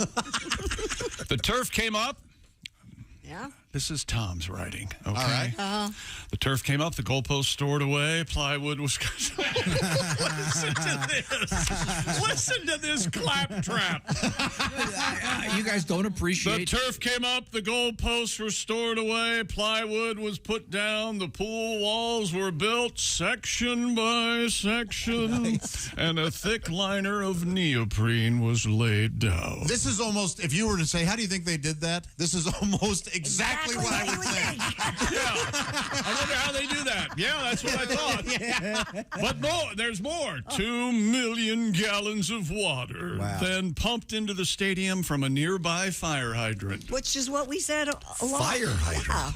Yeah, just think of all the houses that burned down while they were doing that. Oh, God. 1,000. Hold on over there. USA. Hang on. 1,000 Olympic swimming hopefuls are set to compete for the 52 open spots for the 24 Olympic Games in Paris. How cool is that? Isn't that great? The trials run from June 15 to June 23rd, after which the water... Is there enough room in that pool for 1,000 people? ...will be removed and released. How are they going to get the water out? Yeah. That's actually a good question. Not you two. Do they put it back in the Released hydrant? into the city's White River. Oh, there you go. Do they have to dechlorinate it? Oh, my God. Or is that going to kill all the again? fish? These are fair questions. To build the pool deck up 10 feet to reach the top of the water. Top of the... What? No, this sentence is wrong. They didn't build up something to reach the top of the water. It was built, and then they put the water in, you lunatic. Oh, I think he meant the water level. To build the pool deck up 10 feet to reach the top of the water. The water level, yeah. 12 rows of seats had to be removed from the stadium, and a massive black curtain was hung to divide the 50-meter competition from the 25-meter warm-up pool because they cannot fraternize. No, you don't goodness no. You just can't do it. It's going to be it'll be quite a spectacle. Tom, all your questions will be answered at 8 o'clock. Yeah, we're going to talk to someone who knows what they're talking about, which is a rarity on this show. I'm just curious if the oil is going to affect the swimming. The oil? At Lucas Oil Stadium. I think that was part of the agreement was they had to, there has to be a certain... Well, oil and water doesn't mix. We all know that. Tom, that is so dumb. You know that that's not how it works. The athletes have to sip the oil so that they go better. Oh, I see. Okay. Olive oil, a little 30 weight. Yeah. Olive oil. They're not Greek swimmers. They're American swimmers. There's going to be no olive oil around here. I think this is really fun. That's sports. It's not going to stop. Willie, do you know how they really got the water for this pool? No, Dad. Where did they really get the water for the pools at Lucas Oil Stadium? It's from the tears of Colts fans when Andrew Luck retired. Why are you doing this to me right now in front of everybody? That's not bad. What's your problem? Vicious. We're trying to have a nice morning together with our friends. And I say everybody. I say we get him. Well, it'll be fun. We're going to talk with someone who was part of the staff there, talk about the engineering feat. Are you going to go down there and check it out? Of course I am. I can't. I'm going to go watch the trial. Try and stop him. It'll be great. My guy asked if I wanted to go to that the other day. He goes, we should go down there. Okay. It's a spectacle. No, have you been to a swim meet? I've been to them. I've been to... it's second only to a wrestling meet. It's the most... It takes no kidding. It takes 6 weeks for one match. I have hot, it's humid. I have the app. The app? Can't get into the app. You have no password. I can't use it. I forgot my password. Well, yeah, there's an app you can look up. I hope the swimming people turn that app on. Every swim meet in the world. My God. You have the app for every swim meet in the world? No, yeah, literally. It's What? Yeah, there's a swimming app. It'll tell you where. All right. He's crazy. No, there's an app. It tells you every competitive swim meet. Why would you need that? Because then you can look up the times of the people. Because my girls, when they would swim, there'd be a thing, Oh, well, that makes sense. Oh, okay. Okay, yeah. No, but it's every competition's right there. You're not just as it happens. stalking Ledecky or something, right? No, but it'll tell you what's going on. It's fun. In any event. I'm very impressed with this, and I think it's very cool, and I know a lot of people will be down there, and I'm sure we'll go. But per usual, you've taken something that's enjoyable to people and ruined it. Like you do everything. I'm trying to enlighten them. Anything in the story? Are they selling beer down there? That's a good question. They'd be crazy if they're not. They have to. I think the fellas, we should head down there, get kind of liquored up a little bit, hang out, take our shirts off, cheer for some swimmers, the names we don't know. Have some pops? Yeah, have a couple pops. That'd be nice fun. No way. While you guys are all down there, I'm getting hammered in Tom's pool. That's where the action is, Willie. And we'll get a big screen out there. We'll watch the swim trials. Here's something I found out. We'll come home. There'll be 3 prostitutes, me, and a bear just sitting in his pool. 8 ball and a couple hookers. I have 3 baby raccoons in my backyard. You do? Yeah, I got pictures and everything. That's sweet. Cute little fellas. They're delicious. Wait till they get in your trash cans, but go ahead. I found out that that thing about how if someone pees in your pool, you can see it. Here we go. Oh, right, that dye. Turns out that's an urban legend. Yeah, no, of course. How'd you find that out? I just did a little reading. I'd love to have that. God, would that be funny? It would be a funny thing, but... You did a little reading? Just do some research. I pee in your pool. One time I was there, I was peeing the whole day. It was great. Absolutely. Got to get those Miller Lights out somehow. I never had a better urination that was in your pool. It's nice. It's hot. Your body feels like it's releasing the My pressure. chick did it from the diving board, which is a little bit awkward. Oh, yeah. Okay, now, you roll the way you want to roll. Christy Lee, of course, is right over there. She's at the, I almost said the Lucas Oil. No. I'm at the Silac news desk. The Silac Insurance news desk. That's right. Get it right. What do you got over there? In Missouri, officials are warning residents of an invasive snakehead fish that can breathe air. Yeah, these things are crazy. The Missouri Department of Conservation issued an alert saying 4 northern snakehead fish had been caught in the state so far. The long-bodied predatory fish has a head that resembles a snake, a python-like pattern on its body, and can grow up to 3 feet long. They're terrifying. Maybe you agree, Tom. The head doesn't just resemble a snake. It looks like a snake head. I mean, it is a snake. Yeah. It's crazy looking. Have you seen one of these things? Not in person. It looks like it looks like a snake. It does. It looks like it doesn't look like it exists. It looks like a messed up snake. Or it looks like something in the evolution chart you'd see. Yes. Do fishermen catch them? I don't know if that's what's happening here. Does the story say? It says the long-bodied predatory fish has a head. Native to Asia, the fish is unique that it can breathe air and can slither across land to return to water. And it can The breathe air for a agency while. Said it's monitoring its spread in the state. So, yes, apparently they have been caught, 4 of them so far in the state. And it can live for like a day or longer on land rather. On air would be something. A flying land fish? Value. Now we got issues. Now we have Piranha 2 the spawning. No, we got to get rid of these things. That's terrifying. They do look like evolution. Yeah. Fish to snake or snake to fish. It looks like a snake ate a small rodent and it hasn't finished processing it yet, so it's still right in the front. I can't wait to catch one and throw them at my brothers. I really want that. What's the official name? The snakehead? Yeah. Oh, God. I got a picture of one. It's disgusting. Ugh. I don't think they're dangerous, except to the local Do they bite? ecology. I don't know. They don't look dangerous. They don't look. They look terrifying. Would you pet one, Christy? Yeah, I wouldn't mind it. It's got a big snake head on it. Absolutely. Well, Christy would pet a snake. I don't mind snakes. These are worse than murder hornets. No, they're I don't not. think- I don't know Murder about that. hornets will kill you. And they can fly, so they can go wherever I they thought want. murder hornets only murder bees. I mean, they're not really going to murder. I don't know. Do they murder humans? I do not know. I don't know. With little daggers? I wouldn't enough of them. test it. Okay, so anyway, that's in your homeland of Missouri, Josh. Yeah, we'll have to. If I catch one, I'll bring it here, and you guys can see it. Oh, cool. I'd Would that love be that. Yeah. Don't. Look at that. Don't get that thing Do you near think me. that fish will hurt you? It's not going to hurt you. It might. I don't What know. would it do, doesn't Pat? say Bite if your it- leg or something. There's no doubt about it. Something like that. I don't When's the know. last time a fish bit you? Oh, I've been bit by a fish, yeah. Yeah. Catfish, but You get a northern pike that'll... Remember those? does it There's have teeth? there's a fish in the Amazon that swims up your urethra. Yeah, that's Well, that's- just horrifying. Then it has like reverse tentacles that, so it's like a. Like spines. Yeah, like when you Can't pull it out. Yeah, when you mount a picture and you put those things in your wall. A molly? Like a molly. You know, snakes kind of do that. If you were to pull a snake by the tail backwards, its scales come out a little bit to try to keep it from being Oh, really? dragged. Yeah. What? You know, there was I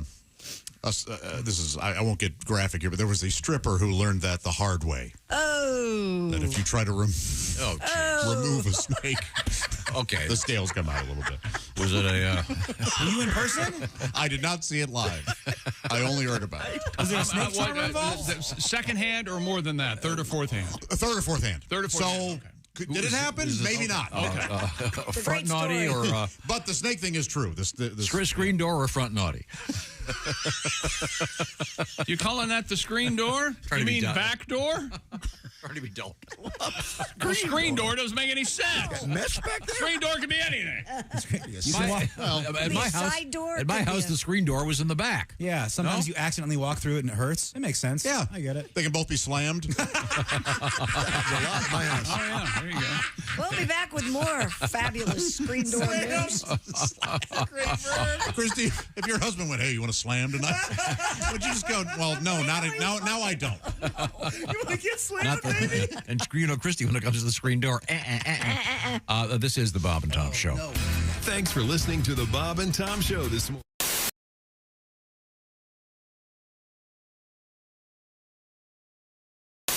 This is one of my favorite tunes, by the way. Tom's going to do one of his big hits. Oh, yeah. It is, actually. It's one of It's a huge hit. One of the better ones. Yeah, all set over there, Tom? I beg your pardon? Who are you speaking to? Oh. It's that strange European accent that Yes, you indeed. can't quite place. Yes, hello. I'm sorry, your name, sir? Bonjour. Bonjour. Bonjour. Good morning, Bonjour. Mr. Bonjour. Oh, that's very funny. Oh, yeah, we said. You must be the chick, the funny one. Yes. Thank you so much. I'm sorry, we didn't catch your name.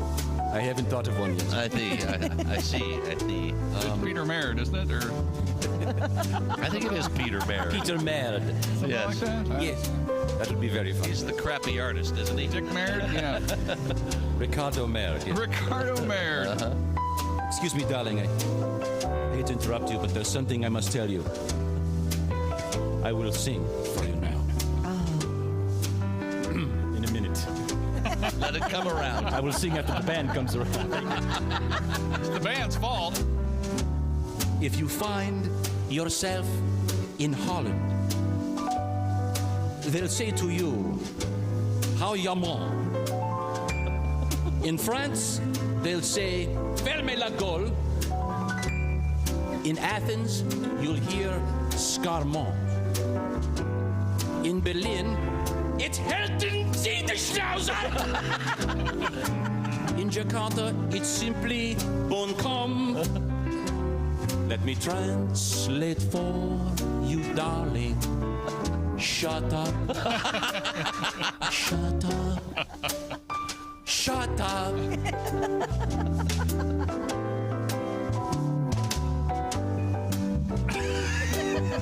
Coming around again.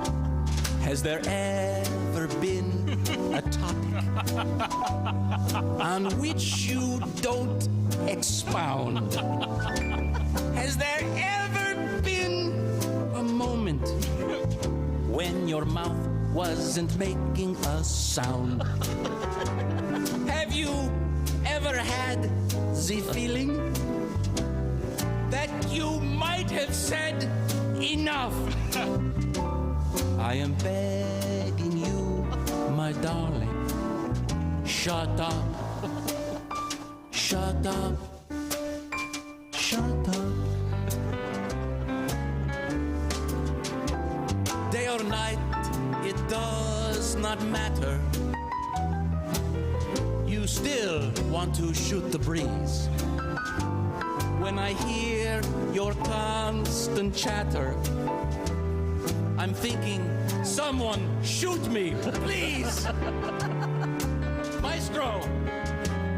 Now we are in the bedroom, so comfortably inclined. But the only intercourse we're having is the conversational kind. There's just one way to stop you from blabbering so much. Say hello to Mr. Johnson and shut up. Shut up. Shut up. Shut up. Shut up. Bravo. Fermez la douche. Yes. Bonjour. Baird Chevalier. Baird Chevalier. Maurice Chevalieris. Thank you. Maurice Chevalier. Yeah, it's Tom from the Bob and Tom Show. Thanks for watching this morning's show. To listen, just go to bobandtom.com. Check out the list for a station near you, or stream the online radio station on our website and the Bob and Tom app. The Bob and Tom Show, on air, on app, and on demand.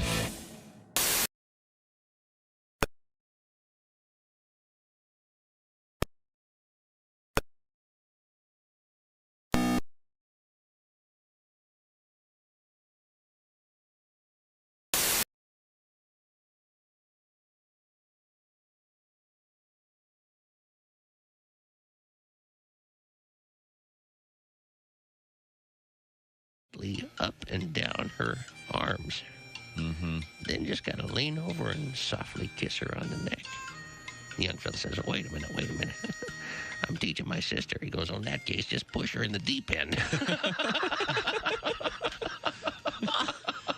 Except in Kentucky. Jeez. I knew I should have held my ears for that. Thus concludes another exciting quick episode of Biff Whiskey, Frontier Indian. Lifeguard. Thank you very much. Hey, don't say we didn't warn you. Oh, my God. There's laughter ahead. This is Bob and Tom Radio. Bill Bauer is our guest. Wild Bill Bauer. The thing is, with my family, there's always something going on. I got an aunt. She is the family failure. I mean, everything she touches, it just goes wrong. Finally, at the age of 87, she had to declare bankruptcy. Oh. Now she can't buy a house until she's 94. That poor soul. She is a victim. She's a victim. Absolutely. She's at home last week, knocking on the door, vacuum cleaner salesman. I got a dandy of a vacuum to show you, ma'am. Oh, I can't afford it. I don't have any money at all. Just let me show you what it can do. He forces his way into her place, reaches behind his back, pulls out a sack of horse manure, dumps it on the floor, and goes, whatever this vacuum doesn't pick up, I'll eat. She goes, well, I hope you got a hell of an appetite because they turned off my electricity this morning.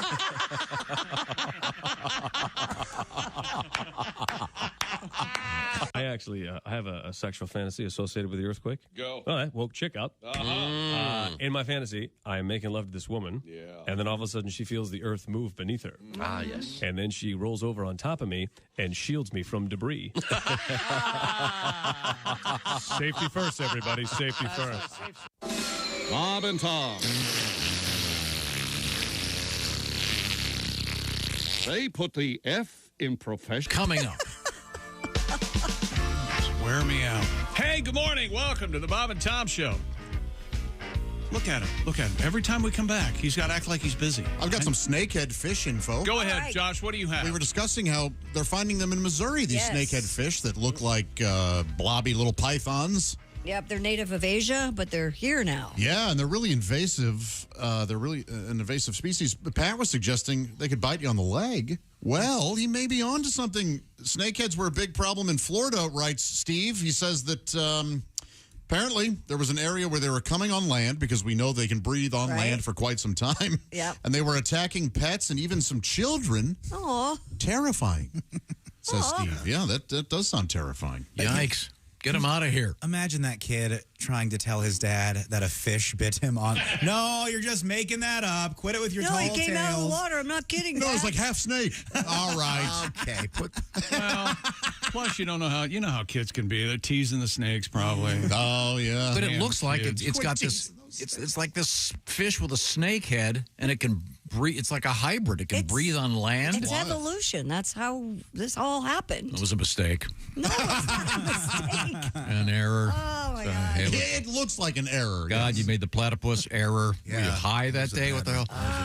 Okay. I'd like to see a platypus in person. I never have. I've never have either. I don't think I have either, no. Are they rare? They must be rare. Maybe I'll get you some eggs. I'll get you some eggs for Christmas. Can you eat Platypus eggs? Platypus. Well, it depends on what stage you. If he sits on them, will they hatch? I think you could probably eat platypus if you know how to clean them right. Yeah. You eat platypus? I've been known to eat platypus like a champ. Take my shoes off at the door. I'm a gentleman. Can we do one break without Christy, what do you got? flirting with disaster? NASA launched 2 astronauts on a SpaceX rocket yesterday afternoon. Butch Wilmore and Suni Williams are set to dock with the International Space Station later today. Hey, I'm Butch. All right. You don't like the name Butch? I'm not an astronaut. No. Butchie. What do you mean? This guy's incredibly brave. Can we all agree that Butch is an awful nickname? Horrible. Oh, I don't mind it. Really? I just don't know that I want an astronaut. If I were like, oh yeah, I'm going to go up on the air. Who are you going with? Butch. Oh, not Butch. Why not take Slappy with you? I mean, they started with Buzz. I feel like it's a pretty bad tradition so far. They got Butch, they got Buzz. It's a real silly group, those astronauts. You're right. Unless you're high all the time, then you could be named Buzz. Maybe that's. Isn't Tom's nickname Butch? Yep. Oh, maybe that's why I have a. Maybe that's why I can hate it. Anywho, they went up. These guys are sitting on top of a gigantic rocket ship. Well, guy and gal, thank you very much. What would you do if they turn on? Well, let's check in with the spacecraft here and say, hello, this is Houston. Just scream. Wait, Josh, one's a gal? Suni. Yeah. Oh, I thought it was Butch. Figured she had a flannel. Butch and Soon. Oh, aren't they going to have sex while they're up there? Is that what I? They are going up there to see if they can copulate. That's what I Oh, why did I bother? Yeah, it's the new mission. Completely wrong. Well, it only took them 6 weeks to get up into the air after they set the date. So. Hey, They've had some problems with the SpaceX rocket, that's for sure. But a Russian cosmonaut has become the first person to spend 1,000 days in space. I hate the man. I couldn't say that. Oh, no, this guy's going slovenly pigs. Beats Ukraine. yeah, he might be talking about real life events. What did I just say? Can't we do one break without flirting with disaster? Apparently not.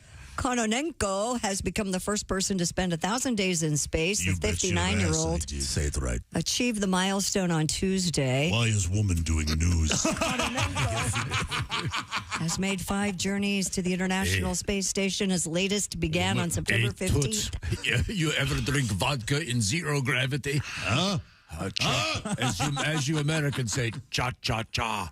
Woman start talking, I stop listening. Yes, you should just be shaking hoochie coo. It's just not talking news. I want to see boobies. 1,000 days metric, that's 2 years. Boobs. This latest journey by Oleg started September 15th, 2023. When his mission ends as scheduled, September 23rd, 2024, he will have spent a total of 1,110 days in orbit. Have you ever tried sex move Moscow brunch? You will enjoy. Well, I'm sure he's not going to have any trouble at all reacclimating to Earth's gravity. I'm sure his muscles haven't atrophied. He comes down, he's 10.5 feet long. He's like a squid on land. His eyes are dangling down. Thank God I spent 1,000 days. Boy, that worked out well. What do we can mix Kool-Aid and anti-gravity? That's great. I traded my life for this experiment. Okay. I call this the St. Petersburg sunroof. You enjoy? Very liquidy. Space food not good for bowel. Tattoo industry Had to get bowel in there, didn't you? Yeah, he did. The tattoo industry could be headed for a recession due to customers fed up with sexism, bad artists, and overpricing. According to Business Insider, tattoo artists and enthusiasts say the number of clients is in decline. A bold data study finding that the number of people getting tattoos has started to decline for the first time in a decade. But despite the downturn, tattoo artists remain hopeful, saying those that care about their craft will continue to survive and thrive. What's the sexism angle? I don't know, but I have no more information. Yes, yeah. Just throw that word around and make it mean meaningless. Yeah, way to go, bro. No, not you, Christy. Christy, you wouldn't know sexism if it slapped you on your boob. God knows I haven't put up with it for 37 years.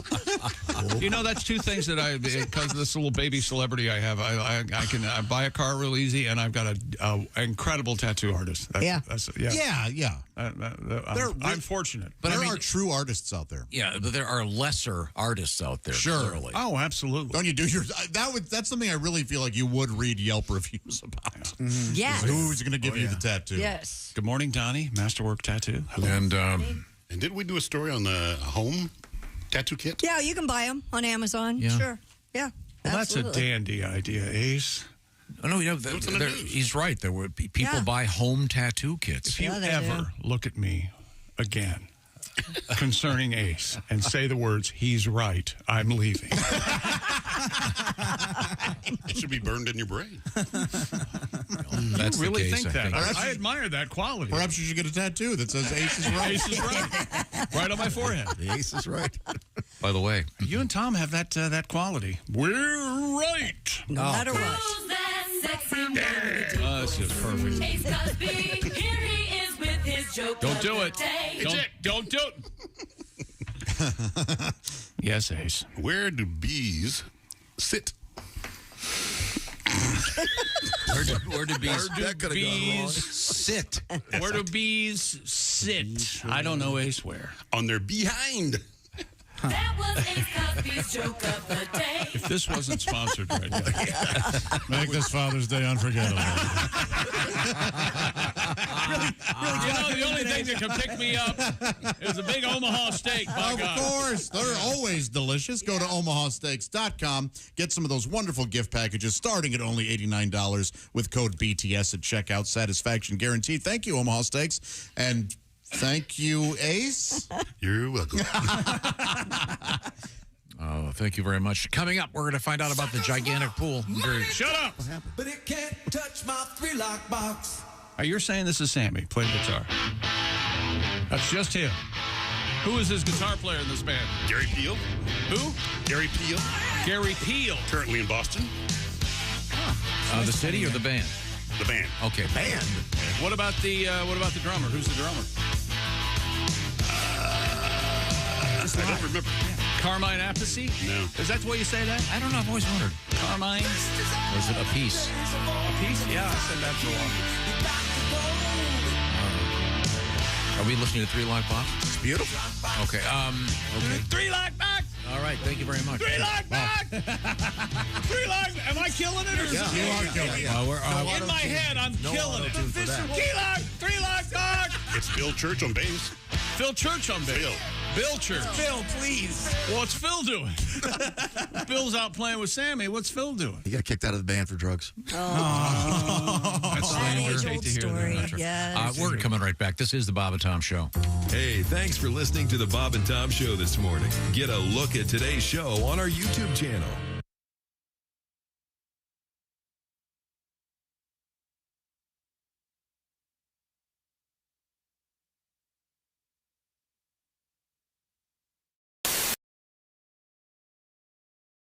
I saved up some money and bought this new badass spy camera. I swear to God I did. Check this thing out. Perfect. Office supplies. Man, you can do a billion things with stuff. Staple remover, notepads. Looks like we got some erasers. There's over 1 million textiles in here. What? Oh, I have an idea. I swear to God, I just hit the jackpot. I learned this from my mom, Phyllis. See, you take the Post-it note, which appears to be just a common Post-it note. Then you take your pot you keep in a Parmesan cup, put your pot right here in the middle, and automatically you got free rolling papers. I swear to God, man, once you inhale the adhesive, oh, you'll get people hooked. It's like a Fortune 500 buzz. This will be the next plot line on Breaking Bad 4. Well, let's get to work. Hi, man. Hey, Donnie. I don't think you're supposed to be back here. It's okay, man. I shut the door. Look, I come loaded for bear. I know how much you like this stuff. Don't start tweaking. I made these myself with Post-it notes. Here's your free one. It's sticky. Well, how else you think you're supposed to get hooked on it, Dick? Go ahead and hit it with a lighter, and this will keep you from snorting that Scotch tape at Christmas time. But wait, I want payment now. I want my payment now. $20 like usual. I don't have any cash. You take credit card? Yeah, what am I going to do with that? Run it up the crack of my ass? There's your other joint. Come on, Donnie. I gotta go.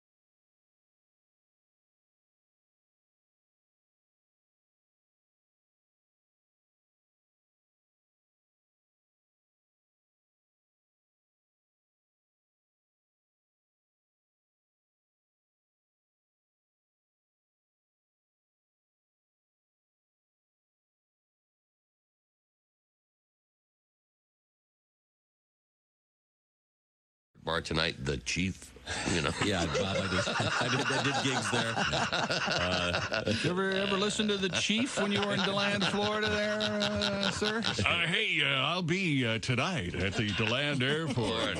At that cool little bar there. Yeah, with the Tonight, the chief from 7 to 9. Come on, Bob. There's a $4 cover.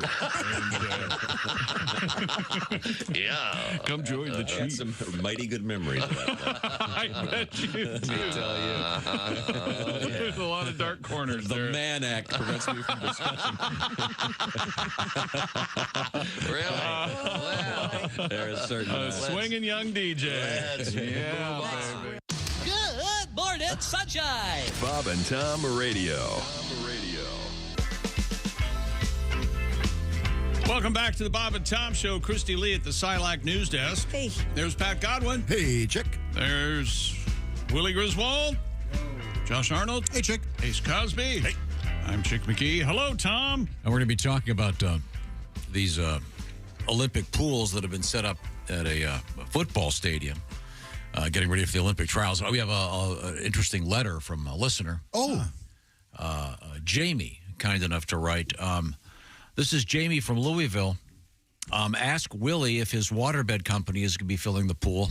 Now, you'll recall, Willie, you want to explain your waterbed idea? This is an amazing Jamie, idea. Louisville is a short drive away if you want to get your ass kicked. I'll say that right now. Oh, no, this is one of the best. Very Here's what it endearing. is. You guys were talking about waterbeds, which I will say weren't popular my entire life. No. Probably not even around post-93. Absolutely not. Yeah. And then I had a pretty vague understanding of it, and I also know how water works and general physics works. Right. But someone mentioned something about they would help you move the waterbed. And I thought that seemed kind of odd. So I said, hey, like, why would they have to move it for you? It should be pretty light. Would they fill it up at the store? Again, I just asked a question about something that I didn't know. Oh, Willie's an idiot. Willie's waterbed warehouse. Maybe it's just, we're born in different times. We know different stuff. You guys want to talk about Busting balls is all we were doing is busting balls. That's what they do here, Willie. It's not busting balls when Jamie's writing in going, hey, ha, ha, ha, ha, funny time. Look, Willie's at work. Now he's getting sweaty. He's screaming. He's getting angry. Okay, Jamie is a jerk. We all know Jamie. Yeah, you didn't need to pile on that Jamie guy. No, it's okay. Jamie, very funny. I enjoy it. Your hair looks really good today. You know what? Thank you. Third day, no wash, a little dry shampoo. No, it looks really good. Deal. Yeah. Oh, yeah. I got a haircut yesterday. Nothing. Well, you're wearing a Well, hair. we haven't We seen didn't you get to without see a it. hat. Yeah. You're covering up all the hair that you have. Sideburns.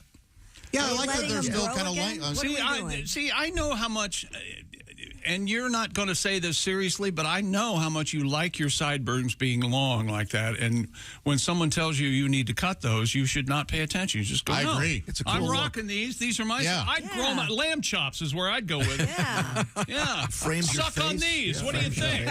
Yeah, they look good. You're damn I right. think that's part of the problem. Who's the guy that does that song in the summertime? What's that guy's name? Mungo Jerry. Mungo Jerry. He's got he's the a pain in the sideburns that butt. are practically a beard. They go all the way down to there. Okay. Well, Christy Lee, while we try to get hooked up here with our swimming guy, what do you got going on? New research suggests that feng shui designs in hospital rooms could benefit patients, sometimes called Chinese, was it geomancy? The traditional practice of feng shui aims to use so-called energy forces to harmonize people with their surrounding environment. Really? I was in the hospital for quite a while. I didn't need feng shui. I needed more morphine. Researchers found participants who viewed rooms with evidence-based feng shui design reported less anxiety and a greater sense of control, social support, and pleasantness of their room. Oh, all right. There you go. The study leader, Dr. Emma Zylstra, said hospital designers might consider employing specific design principles in an effort to improve a patient's experience. Well, we can't reduce your bill, but we can move the couch. I don't know. I'm a little skeptical of this whole Are you? feng shui thing. I mean, nice decorations, great. But really? Do you think it matters? I think it's fascinating. I think it's fascinating, too. I don't know that my house is feng shuied. I don't know. No, I think you have to be you have to take the time to do it. So I know mine isn't. Yeah. Unless Your I bed's supposed accidentally did it. Your bed's supposed to face a certain way, or I don't know. Yeah, Is less this, things on the walls. If they make an Austin Powers 4, should a villain be feng shui? That's not a bad idea. Would that be funny? Yeah. Face is only one way the whole movie. Yeah. Because you got what? Fat Bastard, you got Gold Member, and Feng Shui. Feng Shui. No, maybe not. Special K making history by becoming the first cereal box to feature a pregnant woman. Oh, really? This is cool. CNN Business reports the brand has partnered with cookbook author Ms. Well, I eat the Molly cereal and it Baz. knocked me up. Shouldn't the pregnant woman be on the milk carton? Or I got my nut money. Ms. Molly Baz will be on the limited edition cereal box. She recently was the star of an ad campaign featuring lactation cookies. The new cereal box. Wait a minute, are those Are those cookies made with human breast milk? No, you dip Ideally. I would think. Shouldn't there be a There's mug no shaped like a description. boob? You get the milk out of the nipple, I have right? seen that. Is that out? Yeah, I Yes. think that would be out there, yeah. That's funny. The new cereal box, which shows Baz at 39 weeks pregnant with an exposed pregnant belly, is available for purchase on the Kellogg website. Here it is. Wow. Actually, she's so pregnant that shouldn't be Special K. Those should be kicks. Tom, that's you're aware that's a thing, right? Well, we'll get Guys to it. are into We'll get back to that. I think we finally have Tim on. There we go. Good morning, Tim Hinchey. How are you, Tim? Can you hear me okay? Oh, wait a minute. I can see you, but I can't hear you. We can't. How's that? Oh, there we go. Good, yeah. Are you aware of the fact you're not pulling anything over on us, Tim? We know you're Superman, despite the fact you're wearing your big glasses like that. I can see that you're Superman. Well, it's super neat, a super need for my eyes. Oh, okay. Yeah, those are kind of like Clark Kentish, but cool. Thanks for calling. We were curious. I'm extremely fascinated by the fact that USA Swimming has transformed a football stadium into a swimming pool. Yeah, it's been a dream for us. Give me one break here and turn off some music. Okay, wait a minute. What's that music now? Oh, he's just turning it off. Okay. Got it. I was watching a video of the transformation of a stadium into a pool. Is this the first time anything at this magnitude has been done? It has for an NFL stadium. This was, one of our visions was to take the sport to a bigger level. We've been very blessed to be in Omaha for 4 trials previous to this, where we did build pools in a basketball arena that sat about 13,000. But the idea here was to go bigger. This is our chance for our sport every 4 years, kind of twice like trials. And then, for the Olympics, we're big, we're winning the medals. We're on NBC Live prime time, which is great. But for a chance to us to go to a major city, a sports city like Indianapolis, has a phenomenal history in swimming with us, over 100 years since we last had the trials here in 1924. And to really dream big was an opportunity we shared with the Indiana Sports Corp folks, and we're really excited to be here. I was just looking online, Tim, and it said that the 1924 in Indianapolis, the trials were held at Broad Ripple High School, and the Olympics, of course, were in Paris in 1924. So now here we go. I'll be darned. Isn't that interesting? Yeah. Now, I'm more than just a pretty face, fellas. what will the capacity be for the swim meet for the Olympic trials in theory?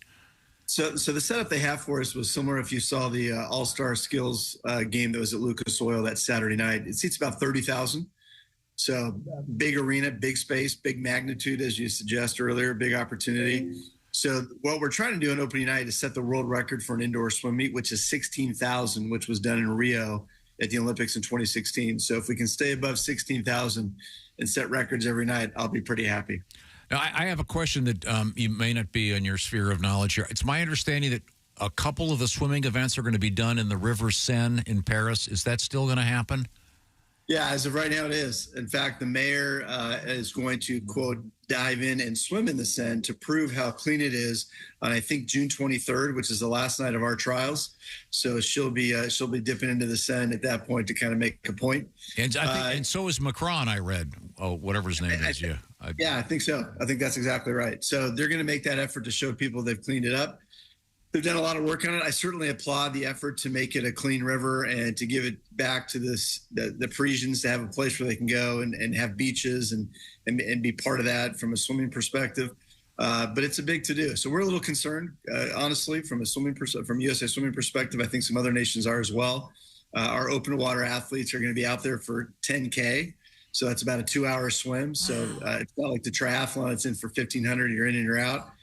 This is a big deal. So from a health and safety perspective, we're a little concerned. Now, are you going to hop in to show the the swimmers that it's okay? If the mayor can do it, it's good enough for the mayor. It's good enough for you? She actually invited me to do it with her, to be fair. So I was out there. I've been on a couple visits this year in preparation for the games. And obviously our friends at the embassy have connected us and they thought about doing it. I said, I'd love to, but I'll be in Indianapolis for naming our team for the Olympics. So I can't make it. Because I was hoping you could put on one of those bathing suits they wore in 1924, the big striped numbers. And, and the mustache. Yes, I would rather do that. I would rather do that than show off myself in a Speedo. So yes, I would. Okay. Well, this is an amazing transformation. I just think it's so cool. When I first heard about it a year ago, I could not believe it. because I've been to that stadium many, many times, but to see with swimming pools is going to be super cool. And so I hope a lot of people show up. I know I'm going to head down there to see it. And, also, Tom, on Georgia Street, USA Swimming Live, presented by Purdue University, fans are able to celebrate the Paris Olympic Games and the U.S. Olympic swimming trials at Lucas Oil. A 66-foot, 14,000-pound Eiffel Tower replica right there on Georgia Street. What do you think of that, Tom? That's correct. Correct me if I'm wrong. That's larger than the actual Eiffel Tower. It is. It's about 4.5 times larger. Yeah, 4.5 times larger. I hope somebody warned Tim that accuracy on this program was always limited. Okay. It's perfect for me. That's perfect for me. Now, I've been reading about what will the water temperature be, Tim, in the pools that they set up at Lucas Oil? About 78 degrees, 78, 79 degrees. So, which is pretty much typical for most competition pools. Your standard, if you went to go lap swim over here at the Y or something like that, it's going to be in the low 80s, which takes care of learn to swim lessons and other lap swimmers. But when you get to a competition pool, it's usually in the high 70s. They like it a little bit chilled, ready for those long races. And my dumb question is, do they have like gigantic water heaters below the pool somewhere? Yes, they do. If you watch the time-lapse video, you'll see all that underneath stuff very quickly. But the amount of efforts these engineers, the people that make the pools, which is Murtha out of Italy, that do this for the Olympics and World Championships and build pools all over the world, have done a great job as always. They've done this for us for multiple Olympics. Spirit Corporation, Councilman Hunsucker, and Dodd Technologies, also based here in Indianapolis. Ironically, all the trials we've ever done, we've had to bring Dodd from Indianapolis to come build these things for us. So it's great to do this in their backyard for the first time, which is fantastic. Is a deeper pool faster? Absolutely. It's a couple meters deep. So you're talking 6 to 8 feet across the board, no matter what. You'll have double lane lines on the edges. You'll have an open lane in finals on the edges. So again, the wave that comes up from the bottom, you want to make that as clean as water as possible. So deep water is always better. Okay. And obviously the diving competition will be elsewhere. Yeah. Because having a 6-foot depth might be problematic. I'm just guessing. Yeah. That is not the sport that I oversee, but I wish them well. Tim, is it true that if an athlete urinates in the water, there's a chemical where the color of the water will change around that athlete? So sorry, Tim. No. We tried. Actually, if you go back, if you look up social media, we tried that as our April 1st joke this year. We announced the big company that made that chemical, and we scared a lot of our swimmers. I read that there are 1,000 competitors. How many are really competing to make the team? Yeah, that's a great question. Yeah, so our standards are the highest in the world. This is the toughest meet to make. In fact, when you talk to our athletes, they'll tell you this is way more pressure packed than getting the Olympics because, again, just the top two basically make it for each event, right? So a couple more for relays and the 100 free and the 200 free, but really it's the top two. So of the 1,000 that make it, which is a huge standard, I certainly never made Olympic trials cuts. And so it's something that every swimmer in the country knows that's the gold standard if you can make it. Of that, to your question, about 200 are really trying to make that team of 52. So it's incredibly competitive. It's highly pressure filled. But again, once they make this team, they feel great. The pressure is off, and now they become a team. In fact, our team is going to be named on the 23rd. We're going to keep them together that night after we celebrate them. They're going to have their first workout as a team together that Monday morning at the championship pool in Indianapolis. They'll go home for a couple days to see their families. We'll then rally the team together in Raleigh, North Carolina, where we'll have a domestic camp for about 10 days. We'll then charter the athletes to Croatia. We'll have another international camp for about the same amount of time before we deliver them via charter plane to Paris on about the 22nd of July. All right. Okay. Well, thanks, Tim. Much appreciated. Yes. Congratulations, and congratulations to the engineers who did it. I think it's absolutely incredible and super cool. We can't wait to see it in person. And I think you shouldn't chicken out on swimming in the Seine. I'll send you a snap if I do it. All right. And since it's Paris, you have to smoke a cigarette while you're swimming. Let's not be crazy. Get your shots, okay? Hey, Tim, thank you, sir. Thank you very much. And balance a glass of wine on your head. Wouldn't that be? That would be something. Yeah, you can tell he doesn't want to get in the river. Yeah, he comes back with crippling diarrhea. That's all we need. Make you go faster. A little propulsion. Right now, it's time to check in with Chick McGee at home. Watching Simply Safe. I've told you about this. It's the do-it-yourself home security system that I swear by, as in, man, this blank system is blankety blank great. I'm swearing by it, Josh. Simply Safe is advanced home security that puts you first, and you can install it yourself. It keeps my compound safe each and every day with a multi-camera shoot. It keeps an eye on my puppy dog, see what they're chewing on, and I can laugh about it and make arrangements to replace whatever they've chewed on. Simply Safe offers 24/7 monitoring accessible to everybody with low upfront cost and monitoring plans for less than $1 a day. Yes, you can install the system yourself. Here's how easy it is. I've done it, or you can have a pro do it if you'd prefer. And remember, with Simply Safe, there's no contract. And as always, it comes with a 60-day money-back guarantee. Nothing to lose. You can partner with Simply Safe, and your compound will be secure. Plus, right now, we've got a deal for you. 20% off any new Simply Safe system when you sign up for Fast Protect monitoring. Just visit simplysafetom.com. That's simplysafetom.com. Remember, there's no safe like Simply Safe. Coming up in the news, pigeons in your bed. Shame on you. Geese at your prison. They're coming up. This is the Bob and Tom Show. This is Jimmy Pardo. You.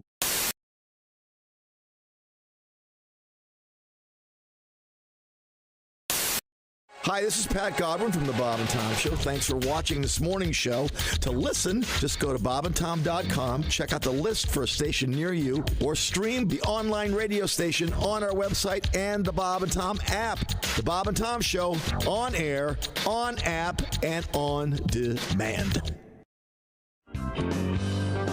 A Swedish sexual rights group unilaterally proclaimed a new English term for what it considers one of the most misunderstood parts of the female anatomy. Who's this group? I'm sorry. A Swedish sexual rights group. Okay. They want to change the name of the hymen to the vaginal corona.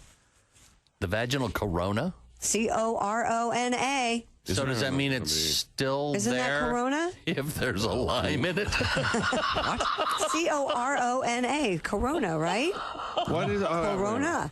Isn't that already taken? Vaginal corona? No, isn't corona already used in anatomy? Well, not vaginal corona. Not vaginally. You can add the names. But vaginal corona. Who was upset about the word hymen? The group hoped the new term would displace the traditional Swedish word for hymen, which is too long and too weird for me to pronounce, which translates literally as virginity membrane and led to misconceptions about female sexuality. You pronounce that the Phonortner. The Phonortner? The Phonortner. Actually, I think it's the plug-in vagin. The Phonortner. The plug-in vagin. The plug-in vagin. Come on. Go with the See corona? why I sat on this story for 2 hours? Come I on was a little now. worried about Hyman's classic, like Yankees. You're not going to get rid of that. But it was... So this is just the Swedish. They don't want to change the English term. They just want to go. This is just for the Swedish language. So I see. Yes, the Swedish are changing. Because of the guilt associated with... So it would be if as it if... breaks before you actually have sex. So yeah, in case you... What's the loose translation? Corona has burst. Yeah. Oh, really? And What do you mean, the how loose could that? So I'm confused. So And what's that the could new always what's the happen new accidentally. Swedish word? Vaginal corona. But that's English. I don't know what the Swedish word is. They're the ones changing it. I know, but it's hard to pronounce, I guess. Durkin. Don't the Swedes with Tiger? Don't they have enough trouble right now? No, Shouldn't they just be quiet about stuff for a little while? Yeah, but it's sex over there. It is, isn't it? Well, yeah. They are way ahead of us sexually. I can't argue with that. Well, I can't wait to see the commercials. Yeah. If you get the Corona, they got the one right now where the limes are being. They're playing the finger flip football. Finger flip football with limes. Oh yeah. Yeah. You They can also have the imagine other if all one of a where sudden there's a there's hymen involved in that. The guy's skipping rocks, and then he skips his phone. Do you see the one where the woman and the man are sitting there in the lounge chairs looking out at the ocean, and the girl walks by, and the guy spends a little bit too much time looking at her? Yeah. And she squirts squeezes him the line. He waits way too long to react. He jumps late. Because they're acting. Yeah, that's a bad job. And, the actor it's just a bad job. Used to having things squirted in his face. Yeah, that's true. And the last thing that actor's interested in is a woman walking by in a bikini. That's probably. That's where the acting They're all. Yeah. Let me get that phone call. Bob and Tom Show. Hey, man, it's Donnie Baker. Hey, Donnie. Oh, hi, Donnie. I think I've solved this puzzle while they're changing hymen to coronas. Yeah? Well, Well, because everybody knows in fourth grade, English class, you learn about hymens. I mean, certain words are hymenated. Super Bowl, slow pitch, doghouse, No, squirt gun. Sonny, that's hyphen. Hyphen. It's all hymenated. Punt, pass, and kick, all of them. Punt, pass, and kick. Okay, those are hyphens. Hyphens. Okay, we'll find out more about Vaginal corona. hymen talk. We'll come back. I'm very confused when we return. Know it all. Hey, just really get these kids. Off the Mouseketeers directly to Barney, and it's amazing. The kids love Barney. Mm-hmm. They love him. Oh, yeah. That's going to be the next Waco type disaster. Barney and his followers in a Quonset hut outside Dallas. Sharing means caring, Billy. So strike the match. Next thing you know, polyurethane Barney suit goes up like tinder.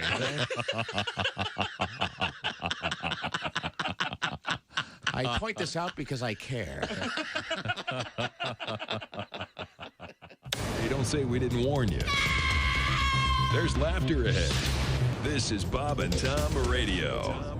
First of all, our guest in the studio, comedian Evan Davis. But you live in L.A., so you got to have a car. You got to have something big. I don't think that's right, man. Housewives driving expeditions. I don't think you should be able to. You should be allowed to drive something that big unless you're really going on an expedition.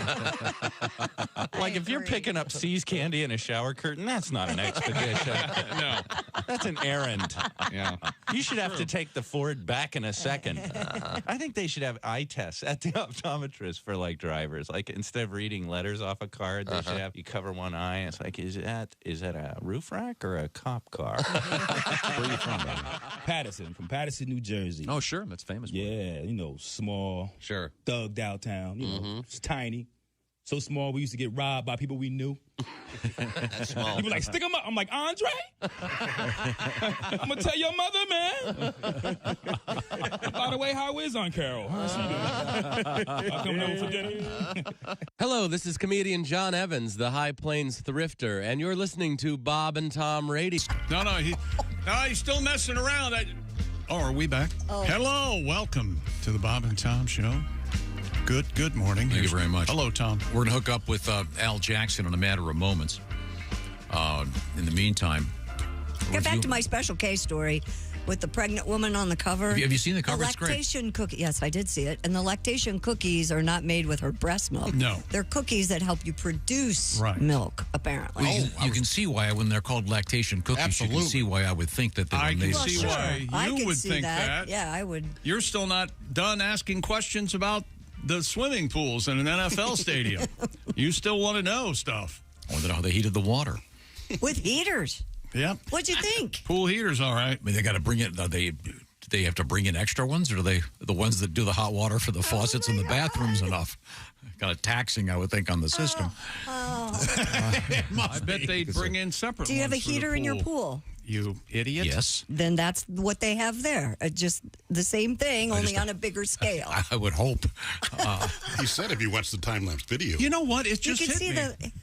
Here's the problem. This whole thing has happened without any input at all from you. Yeah, they didn't give him a call. No. And you're mystified that something like this could happen. Well, we got to get Tom Griswold involved. We have to.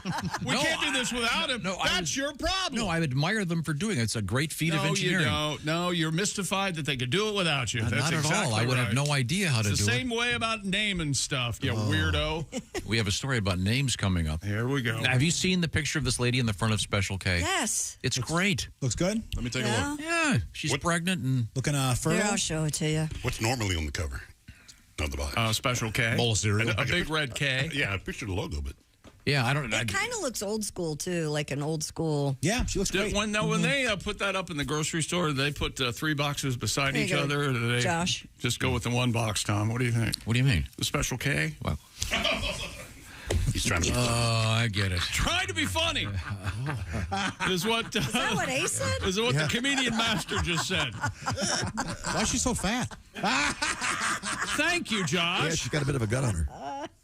Boy. She apparently was part the of program. a billboard campaign for those cookies that said you got milk, and she was on a billboard with just those cookies in front of her breasts, and I got taken down. You know what gets me hungry for cereal? A gross Audi belly button. That really, boy, that gets my appetite. You know, there are going. guys who like that look and no, she's adorable. Find the breast milk turn on.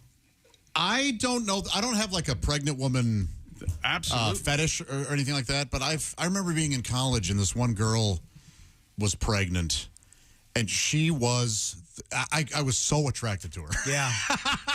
I assume it was like she exuded this. I get it. This sexiness vibe. And in theory, she did it. I tried to, barring test tube. Right. Okay. I tried to dispel that it was that's what it was. Like, oh, well, she has sex, and my brain is going, oh, well, she clearly has sex. Right. It must be it was, and I went, no, it's not that.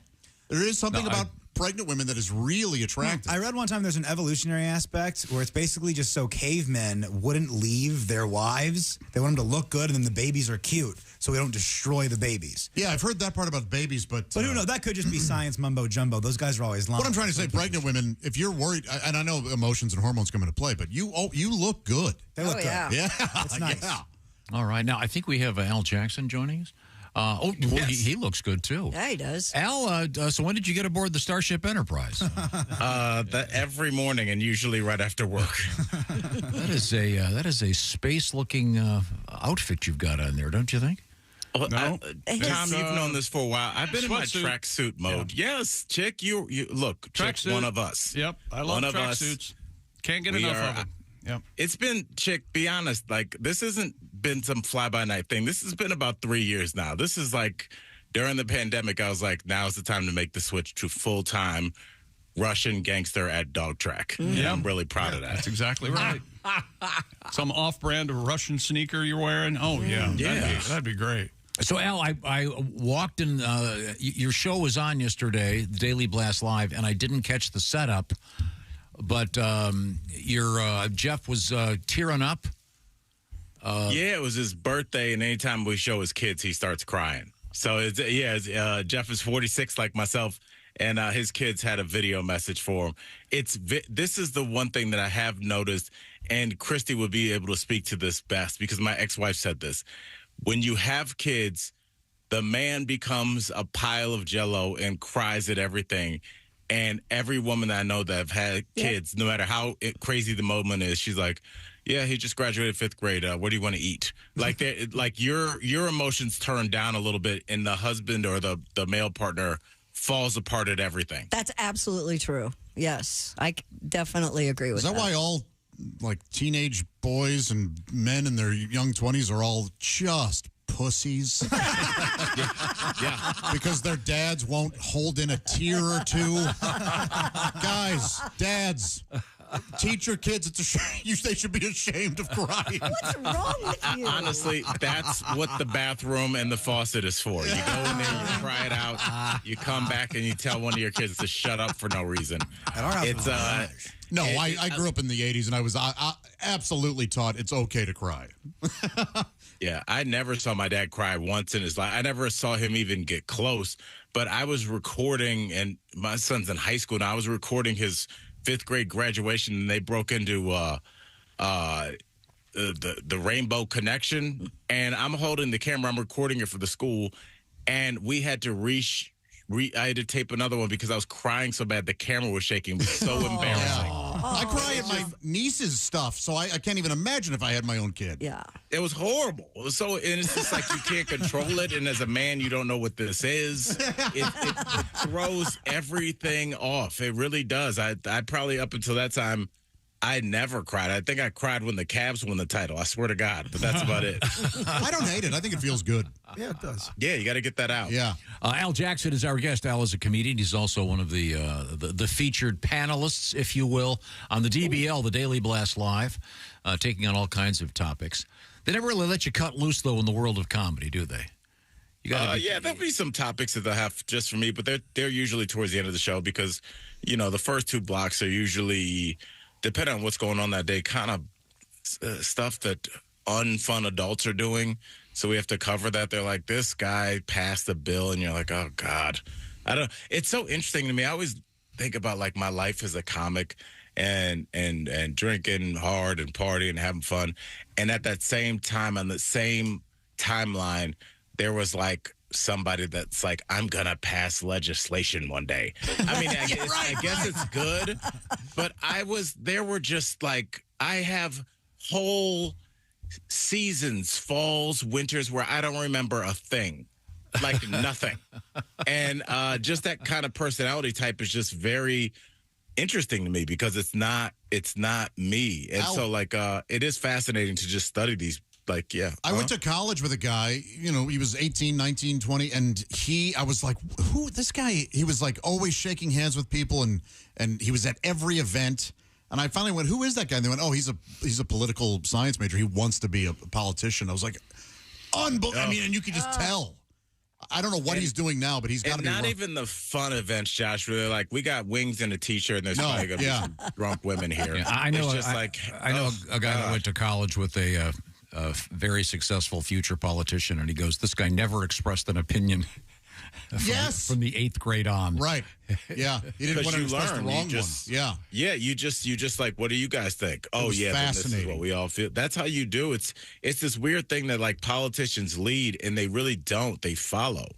I mean, if you think about like Obama wasn't with gay marriage when he first started his term, but then like people were like, hey, bro. And he's like, oh, yeah, let me tell you. Gay marriage, been thinking about it, with it. It's just like they want to keep their job. Yeah, there are always politicians behind the politicians. Yeah. Would you say?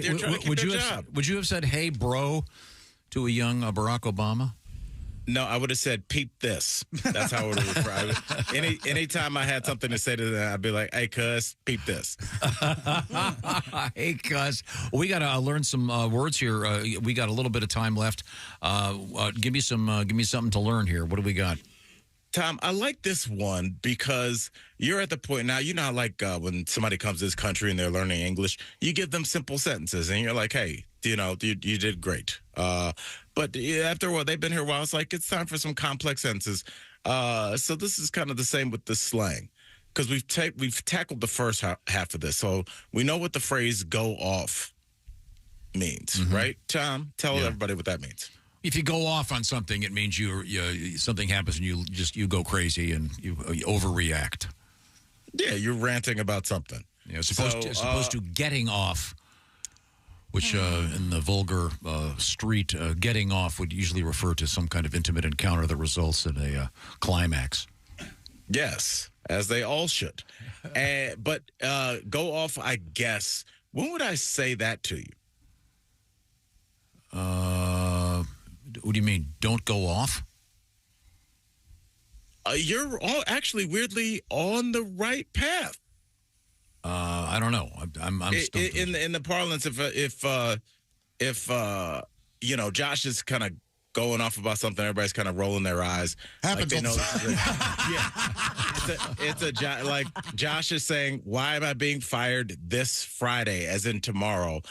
You guys wouldn't have his back. You guys would just say, "Go off," I guess. You know, I'm not going to get your back, but it's an open forum. So honestly, it's really just like I don't really agree with it, but I just know this person is very passionate about this thing that's so important to them. So you just say, you know, like I'm backing away, but you don't have my back. When you say go off, that would be like if your boss is like, hey, guys, I need you to work Saturday and then Sunday half day, and your, you know, employee manager is just like, absolutely not, and like yelling in the break room. That's when you say, hey, go off. I can't work this weekend. But go off, I guess, is like, all right, bro, like I know you're passionate, but it's kind of like telling somebody, hey, let them speak their piece or whatever. You know. Let them just tire themselves out like a toddler. Yeah. I see. Give me one more. We got time for one more. All right. I like this one. The word yassify. Yassify? Boy, that sounds like your last day on the air. Yes. You said that at the wrong time. Yassify. Wow. Any Yassify. So, and you know, our makeup stylist, one of the most, he's a brilliant makeup guy, gay gentleman, my boy Jeray. He really introduced the word "yass" to me, like "yass queen." Right. I didn't really know when to use that. So I'm telling you that because "yass" is part of that. So what is it to yassify? To do something to yourself that can be celebrated. So can it be a change, like a modification, modify? Is it like that people love? The change that you made to yourself is a good thing. It causes people to say yes. You guys are exactly right, but here's the trick of it. All right. It's not that great, which I was surprised with. Oh, okay. Yassify is when you've gone too crazy with the filters, Josh. Filters particularly. Yeah, so you're just like, I work with this person Chick, I know what he looks like, but on Instagram, he looks like, a male model. He's just yassified himself to the point with all the filters and all the lighting that it's like, that's not even you. Have you ever seen a woman and she looks more like a peep, like those Easter candies than a person because she's so blown out? Yeah. Yep. And you're like, you have on weird filters. Like why would you don't even you don't look like you anymore. You don't look like a person really anymore. Yeah. Yeah, it's weird. Unnatural. So you've been yassified. Yeah, she's a little too yassified. Like, hey, throw a filter on. We all want to look our best. You never know who's looking for a job, whatever. I like but the stank you put on it too too much. Yeah. Oh, I like the word stank. Yeah, Tom's putting a little stank on it when he says it. Yeah, Tom, let us hear it. Well, I recently saw some of your promotional shots, Al, and frankly, you've been yassified. You look like Sidney Poitier in 1958. See, he was a beautiful man. I'll take that. Yeah, with filterless, too. That would be really bad because the way Tom talks and the way he structures his sentences, you sound like HR. So that would be even worse because it's a professional person saying, your professional shots have been yassified and we're going to have to let you go. I see. Just that combination of slang and professional is just too much for me to take. Okay. Al Jackson can be seen on the Daily Blast Live and heard on this show. Thank you very much. Thanks, Al. We're going to check out. We love you. Bye-bye. See you. Now it's time to talk about the season. And, of course, this is the season of steaks. Because fathers, for Father's Day, what do they want, Josh? They want steak, of course. Father's Day right around the corner. Make sure you give your world-class dad a world-class steak. Why? Because he deserves it. Yeah, and you know it. And the Father's Day experts know what Pops want, so they've made it easy with their hand-selected gift packages starting at only $89. Go to omahasteaks.com. Use promo code BTS at checkout for an additional discount when you shop all those great gourmet gift packages for Dad's Day. Pick from premium proteins like the juicy pork chops, air-chilled chicken, and beefy burgers. Your dad is guaranteed to love every bite. And while you're at it, throw in one of those pans of wonderful Meat Lovers lasagna. In fact, my gosh, is that Larry Lasagna? Hey, it's me, Larry Lasagna. Everybody forgets about me. I got a lot of meat in me. No. Yes. Yeah. You sure do. Ricotta cheese layers. That's why they call me Larry Lasagna. Of course, Larry. Larry, can I introduce you to Jumbo Frank, Larry? Is he here today? Well, hello. Now, Larry, some people might say, why does a steak company sell... This is getting out of hand. ...sell lasagna? It's because you are so filled with premium meats. Hey, look at that tart over there. Is that the apple tartlet? My gosh, apple tartlet's here. No, the whole gang. Is that right? A veritable smorgasbord of lovable characters. I'm so sweet. You're going to love me. Oh, I'm getting a text from Omaha Steaks. What? I see. Go to omahasteaks.com. I see. Use promo code BTS to get exclusive savings. Shop for unforgettable gifts guaranteed to make Dad's day. Because if there's one thing Omaha Steaks knows, it's that dads want steak. That's omahasteaks.com. Promo code BTS at checkout to save on exclusive packages starting at just $89. Larry, great to see you. Great to see you, Jumbo. Tartlet, wonderful to see you. Oh, that's so nice to see you, And too. Jumbo Frank, thank you for all you do. You're very welcome. omahasteaks.com. Thank you, Jumbo Frank. What a fine It's going to be like the McDonald's crew, isn't it? You got Ronald and Bertie and Grimace. And, yeah. I think we're onto something here. Pretty soon we'll have our own Saturday morning cartoon. We could have Porky. I'm Porky the Chop. I'm Porky. We'll talk to Porky next time. Oh, boy, I'm so porky and juicy. Oh, He could not be involved, could he? This can't be happening. Oh, Porky. Be hungry. Okay, coming up, prison guards, they're birds. This is the Bob and Tom Show. Just got to get a hold of us. Call, fax, mail, or email.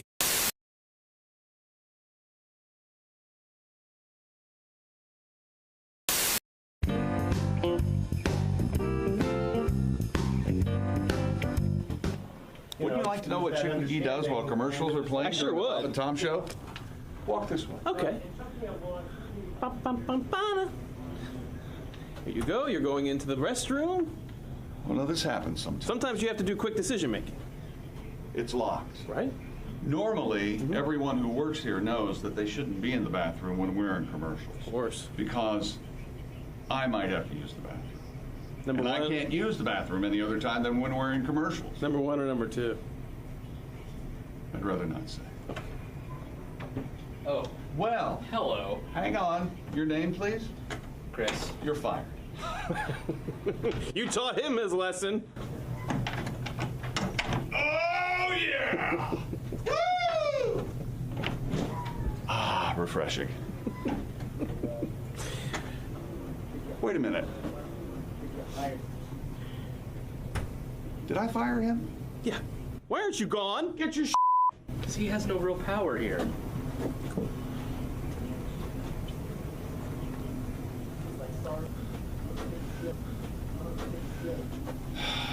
I knew I had no power, but it still hurts when I hear it out loud. We'll do this song about drunk sex. All right, that's good. Well, in that case,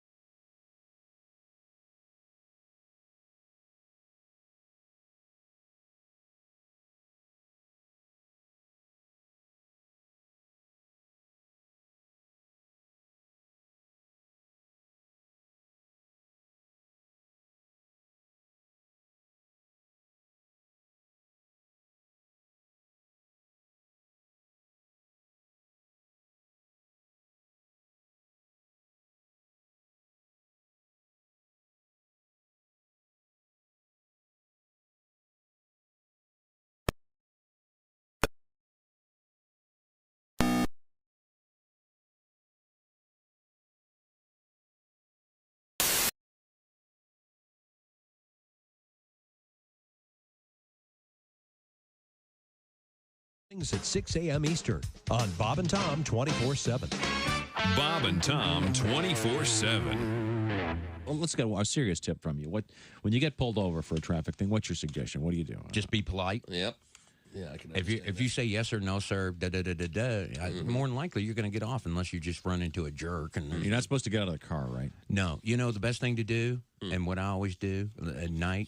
If they pull me over, I always flip on my dome light and put my hands on the. And they always say, "Oh, you've been arrested before."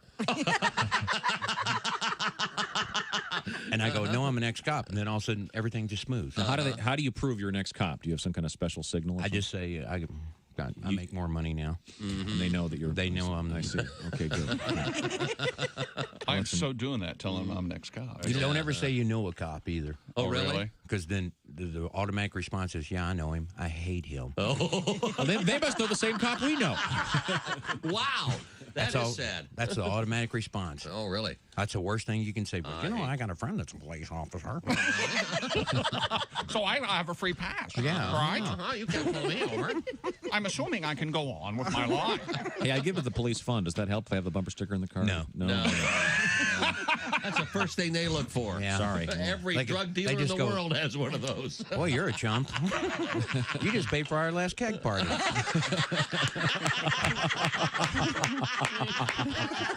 Hi, this is Bobcat Goldthwait. You're listening to Bob and Tom Radio. Jeff Rothband is our guest. Jeff is a fine comedian. I actually had to do that once. What? Be a pallbearer, and that, Oh, my that's God. heavy. Yes, That's a it's heavy heavy. job. Yeah, I actually had to go to a funeral, and I was asked to be a pallbearer, and I always a pallbearer. Never the corpse. Comedian Greg Hahn. I play golf. Oh, yeah. I love golf. I play a lot of golf. Every hole, like 14,000 strokes. That's a lot of golf. You know what I mean? I look like a propeller out there just swinging away. I love golf. I swing with one hand. I don't even use two hands. I don't care. I hit that ball as hard as I can, walk 6 feet, and hit it again. Every hole I use the driver. Par 3, I don't want to see a 7-iron. I let the big dog eat. I grip and rip it. You give me a golf cart, a 12-pack, and a lake, I'll show you how to have fun all day. You ever wonder how far a golf cart can go in a lake before it sinks? You ever wonder? 13 feet. I love golf. What a sport. It's a good sport because if you yell 4, you get to hit people with your ball. That was nice. People with houses on the golf course, they're always complaining, you know, if you bounce the ball off their roof. They should shut up and wear a helmet because I am playing through, buddy. I'm hitting patio furniture, bird feeders, I'm digging up cable. I'm not afraid to take a divot. They call me the farmer. Morning laughter just might be the best medicine. I can hear you, oh no. You're talking out your ass again. Bob and Tom Radio, 24/7. Thank you. Thank you. Sometimes you're like the kid trying to be cool, but you're never really quite there. Thank you very much. I hear that a lot. That's such a good I think you're cool, Tom. Welcome back to the Bob and Tom Show. Here's Cool Tom. Yeah. What's going on, Cool Tom? Tom's got cigarettes rolled up in his shirt. Yeah, he does. Yeah, he does. Cool Tom tripped an old lady yesterday. Did he? Wow. I went, that's not cool. And he goes, yeah, it is. And I went, oh, my God, it is. Yeah. Cool Tom has a cousin who buys us beer. I love Cool Tom. This just in. Our recent tribute to Omaha Steaks has been declared by Mr. Jackson the hands-down best ad he's ever heard on this show. Wow, all right. I mean, because we have the tripartite committee that is Jumbo Frank. What's her name? Tootsie Tart. Who was that? And Caramel Tart. Caramel Tart. And then Larry, the lasagna man. Lasagna. Larry the lasagna man? No, it's just Larry Lasagna. Okay, sorry. I kind of like Larry Lasagna. I've got ricotta for eyeballs. No. Man, I want some of that lasagna now. Yeah, we're talking about great gifts for dads for Father's Day. This is always intriguing to me, the collective animal nouns.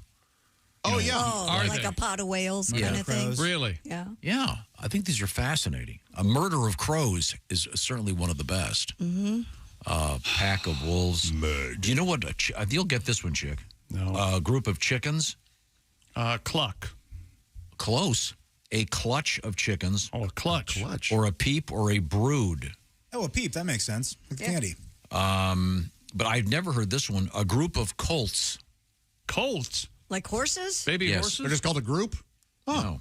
Like They're my football called team? a rake of colts. Oh, that is cool. Rake. A rake. Colt doesn't seem like the right name for a female baby horse. A colt. Does it seem like more male than female? It does have a masculine ring to it for some reason. Yeah, colt. Yeah. A basque of crocodiles. Oh, okay. How do you spell bask? Is it B-A-S-K or B-A-S-K? I'll ask him, Josh, how many more of these we doing? Well, because I'm going to make a point here. I bet you don't. A bitter of DJs. We have birds in the news that would include geese and pigeons. A high-security prison in the Brazilian state of Santa Catarina has replaced its guard dogs with a flock of geese. That means many women. Is it? Okay. The birds patrol a green space between the prison's inside fence and the main outer wall.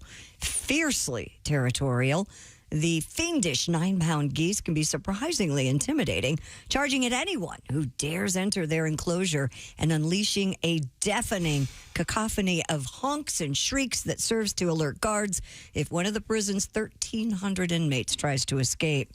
How'd you get out? How'd you get out, Spike? Well, I had a loaf of bread. Yes. And I tricked all those guards by throwing them to the geese. Prison director Marcos Roberto de Souza reports tending the flock of geese is more affordable than raising dogs, and that the quiet location of the prison makes it a viable option for his facility. How about that? Well, it keeps them from flying away. The bread? I don't know. That's a fair question. I mean, so you're saying they fly south? Maybe they clip their wings. Maybe. Well, I know what it is. They're What? Brazilian geese. No feathers. Oh, yeah, sure. They got the old... They're shaved. Yeah. It took me too long to realize what you were Hey, Ace, you know what kind of bird doesn't fly? Jailbird? Jailbird. Oh, you can't fool that guy. I'm a comic legend. Okay. It's like a beautiful mind, the numbers running Did you hear through that? his brain. As a comedian, you should find that insulting. I did? Ace is a comic legend, he says. Would you rather take on a goose or a dog? Depends A on- goose. It depends. You seen a gooseneck? That's just a lasso. You just grab them and spin. Yeah. Yeah, I mean, I'm not saying you're not going to get pecked or bitten, but you... I'd rather take a goose bite than a dog bite. In that field of turds. Nothing you can do about that. I guess they got the Dogs do prisoners, that too. prisoners to clean them up. Oh, but the geese are much more productive. I don't think so. If you have a group of Dobermans and you have a group of geese, I'd rather clean the geese poop. You wouldn't? I think pound for pound, the geese produce more. That's all I'm saying. That's why. That's been my experience. A UK couple. Oh, you've experienced that.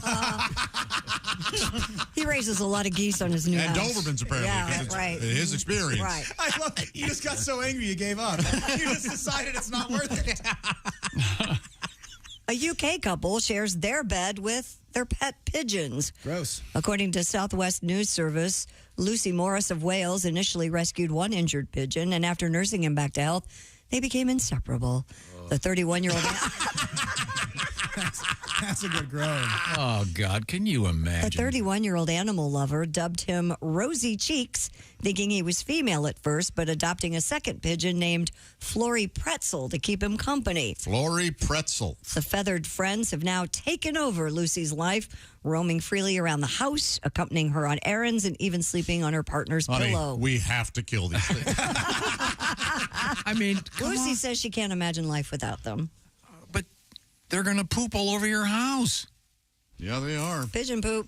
That's awful. There's a picture of this lady. Wow. Clearly from England, judging by the choppers. There we go. Nice. Isn't That couldn't be. That could be an English thing, or it could just be a bird lady thing. Bird gals tend to be weird, have weird teeth. I'd imagine. I don't know much about them. I kind of just made up bird gals in my head just now. What? How could you possibly have these birds flying around your house? It's not the Denver airport. It's rude. They're going to be pooping everywhere. Okay, well, I don't know. And I mean, her partner must really love her. just by naming the pigeon Flory Pretzel would be enough for me to file. To file? Going to the courthouse. We're not going to have a bird named Flory Pretzel in my house. I've got to live somewhere. Oh, she's a cute little pigeon. You ever eat a Flory pretzel? Get one at the ball game, it falls down. You still eat it because it probably tastes good. That's what a Flory pretzel is? Yeah. You knock the salts off. You got to dust it off, dip it in the cheese still. Okay. Who's okay? Flory pretzels. What's coming up, Christy Lee? Coming up, we have roosters in the news. We have peacocks in the news. So our birds hunk is not finished. And jellyfish stings. We're going to debunk something about that. The pee? Coming up. Yeah. That's no fun. Don't let anybody pee on you. Debunked years ago. No reason to do it. Oh, my God. Okay, we'll find out about it and see what the Already truth found is. out about it. What the truth is. This is the Bob and Tom Show. Reach us toll free at 1-888-BOB-TOM-1 or at bobandtom.com. This is the Bob and Tom.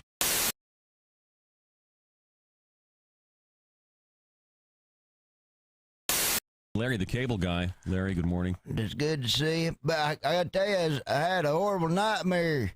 Last night? Last night. Really? Before I come in here, I dreamt I drunk the world's largest margarita.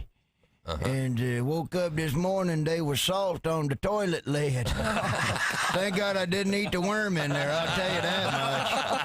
I tell you what, I was madder than a skinhead watching the Jeffersons. I tell you what. Hi, everybody. Christy Lee from the Bob and Tom Show. Miss some of the show? Become a Bob and Tom VIP and subscribe to the audio and video podcasts. The Bob and Tom Show, on air, on app, and on demand. Screen Door Productions presents A Day at Furgler's Hardware, Part 2.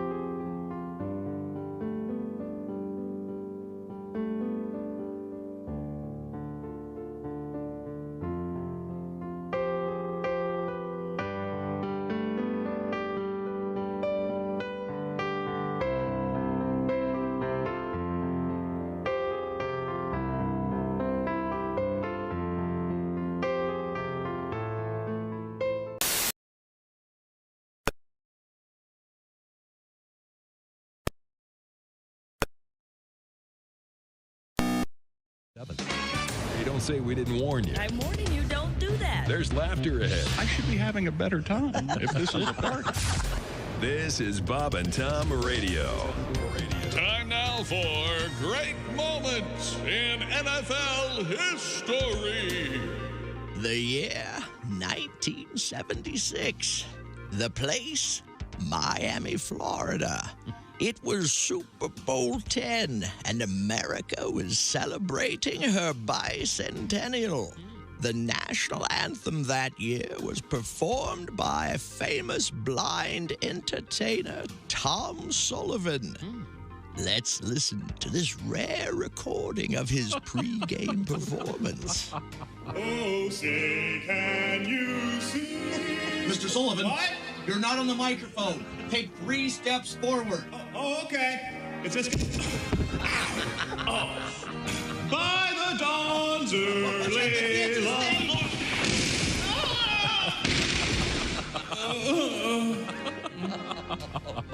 While organizers were applauded for their support of people with disabilities, fans and critics alike agreed that a stage 12 feet off the ground was a particularly bad idea. A little help now. This has been great moments in NFL history. Hi, this is comedian Tim Cavanaugh, and you're listening to Bob and Tom Radio. Now, we've got a couple of heads in here that have a lot of skin on them. One would be mine. The other would belong to Clint Howard, actor. Now, are you in every one of your brother Ron Howard's movies? Oh, no, there's been a lot. Actually, the one that stopped the streak was, Ransom. And then I wasn't in Beautiful Mind, and I wasn't in any of the Da Vinci Code movies. Did that hurt your feelings? Can I say it pisses me off? Yeah, of course you can. Sure. Your honesty is wonderful and refreshing. Yes. Joined in the studio by comedian Darren Carter. Man, I'm telling you, styles have changed. You know, gangster rap is popular, and say, I can't even fake it. You know, how come I going to fake like I'm in a gang? How scary would my gang be? You know, 15 redheads coming to your neighborhood, you know, out there covered in sunscreen, you know, be like wiping it on, talking about, stop pushing me, Trevor. Damn it, it's so hot out here. You know, our little gang hand sign would be like, you know, when you hold your hand above your eyebrows, trying to make sunglasses, squinting our eyes. You know, we wouldn't be talking about west side, east side. We'd be like, hey, let's go inside. Shade. Yeah, shady. That's what we'd be on the shady side of the street. We'd only be in neighborhoods with big trees, and we'd be like, shady side, fool. You know, 15 redheads talking about shady side. We stay inside because we get sunburned. When we go outside, shady side. Bob and Tom 24/7. Hey, welcome back to the Bob and Tom Show. Christy Lee at the Silac News Desk. There's Pat Godwin in the performance room. Hello, Chick. Willie Griswold here. Yay. Josh Arnold. Hi, Chick. There's Ace Cosby. Hey. I'm Chick McGee, and here's Tom Griswold. Have we heard from Pat today? No. Not one song. I mean, if I've talked and I've laughed and enjoyed one myself. Song. Oh, wait a minute. Sports Extra. Yeah, this broke about a half hour ago, and it has been corroborated. Evidently, the Los Angeles Lakers are trying to move heaven and earth to get Dan Hurley to be their next head coach. The current coach of the collegiate world champion UConn Huskies. 2 years in a row, he's been the champion. So we'll see if they can get that done. Also, J.J. Redick is in the running as well, but we'll see. Right now, everything points to Dan Hurley as being the next head coach of the Los Angeles Lakers. The only sticking point is if LeBron says it's okay. Yeah. That's okay. I see. By the way, we were talking with Tim Hinchey from the USA Swimming program, and of course, we're talking about the Olympics just around the corner. The Olympic trials are going to be held in Indianapolis at Lucas Oil Stadium, which they've transformed into 2 giant pools. This is an interesting fun fact. Chick pointed out that 100 years ago, when they were in Indianapolis, the trials were held in the Broad Ripple area of Indianapolis. Mm-hmm. But did you know that Johnny Weissmuller? Do you know who Johnny Weissmuller is? Was he Tarzan? Exactly. A lot of people say the Tarzan. Oh. And in fact, they were using his Tarzan yell even for the other Tarzans years down the road. That was him yelling? They were lip-syncing Tarzan? Yeah. I'm Team Ron Ely. Is that right? Name that tune. A Ron Ely man, Tom. Did you ever think you'd meet one in person? How about a Lex Barker, man? Wasn't Elmo Lincoln? Yes. Wasn't he Tarzan, the original Tarzan? Johnny Weissmuller. Elmo Lincoln. George of the Jungle. Elmo Lincoln. When Johnny Weissmuller famously went on to portray the character Tarzan. He was part of the U.S. Olympic swimming trials in Indianapolis in 1924 and earned 3 gold medals at the Paris Olympics in 1924. The famous Tarzan yell was Weissmuller's. Which he would yell every time he got into the Olympic pool. Oh. Isn't that weird? Yeah. Wow, that's kind of cool. Do you ever think Carol Burnett's was It's anyway, anything but. Is that You don't think it's cool? I would say I don't think it's kind of cool. It's exactly kind of cool, but it's not cool. What other Olympians have gone on to big Hollywood careers? I don't care. No, God, no. No. Gosh, no. I don't want to step on any toes here, but I agree with Josh. Yeah. Okay, it's a long show. What do you got? Caitlyn Jenner? No, Josh, go ahead. Go. What about Don Scholander? Remember Don Scholander? Swimmer? Oh, yeah. Did he go to Hollywood? I don't remember him in Yeah, many he movies. was. He played. Did Mark Spitz do it? Kit Carson and all those Kit Carson. Mary Lou movies. Redden showed up in some movies. What about Bruce Jenner / Caitlyn Yeah, I know. Jenner? That's the number one. That's the number one. Michael Jordan, and then Kevin Garnett, who was in Uncut Gems. They all did that. Mary Lou Retton was in Naked Gun, wasn't she? 3. Yes. And then she's also won in an Academy Award, didn't she? Yeah, she's at the Oscars, yeah. Yeah. But Kathy Rigby, wasn't she? An Oh, Olympian? Oh, she was in. She was in Rag. I hate you. She was in. She Why was in. would you say that? What is the EL doctor of? She was in Ragtime. She was in Peter Pan. Here's what's happening. Kathy Rigby made the unfortunate decision at some point to become the spokesman for tampons. Yes. Yeah. And these two lost their minds? My coworkers. No. Yeah, somebody, especially wrote a bit. the guy, Yes. thought it would be funny to hear, what was it, the uncut Kathy Rigby commercial? No. It was in the era of MTV Unplugged. Unplugged. Kathy Rigby. Oh, we've got it. We have it here. Okay. We got it right here. Yeah, here we go. Barcelona. The Olympic spirit is alive with the athletes, the competition, and the music. It began with MTV Unplugged, a back-to-basic sound. Now, the artistry of an athlete and her music. Famed U.S. Olympic gymnast. Get to the jokes. Oh, I know. Yeah. Unplugged. Somebody's in love with her voice. Who is that? Oh, I'm so sorry. I didn't know it would do that. I didn't know it would do that. Musician Kathy Rigby. Let's not wrap it The up. rest of this week on MTV. Okay. Then returning. All right, thank you very much. 38 days. You asked for it. Requested it. I heard you requested. Sorry about that. So no one thinks it's cool that Johnny Weissmuller was in the Paris game. Okay. God. I think it was cool he did the Yelp. I didn't know that he did the Yelp. You're aware, you have to be aware that 1924 was 100 years ago. Yeah. You have to know this. Yes, I come the only one. You went to an Ivy League school. Yes, and we appreciate history. 1754, my college was founded. Thank you very much. I don't think that counts. All those Harvard, all those colleges. But 1776, my friend. That's back. That was when you could go to Harvard and major in witchcraft. It's too old. The number's not big enough. Only if you were He's white. got a point. Yeah. I'm sorry, Josh. You'd like to entertain?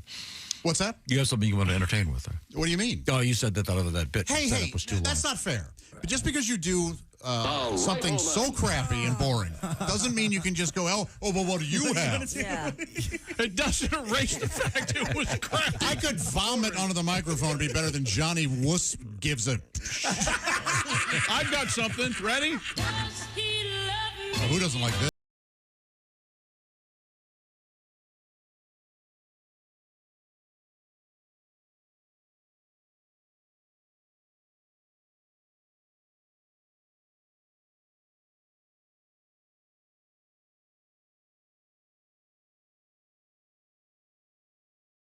No, I didn't.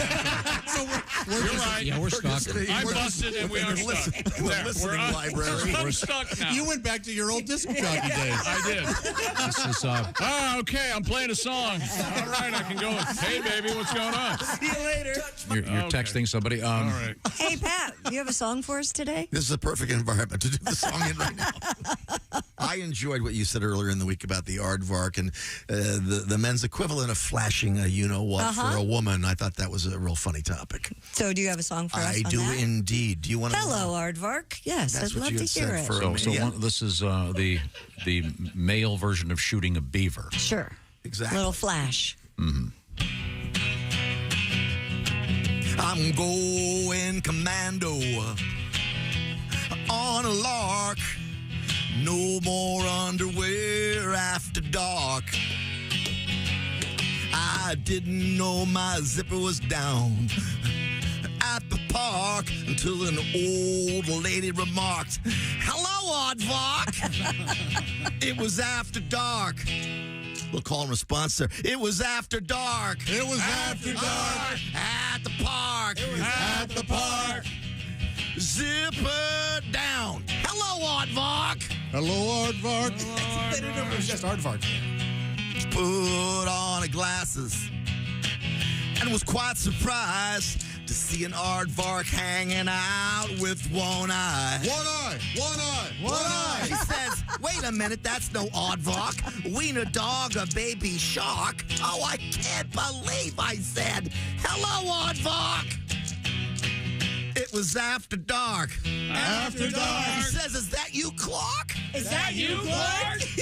You remember that time in your car when we parked? When we parked. Oh, we started kissing and it lit a spark.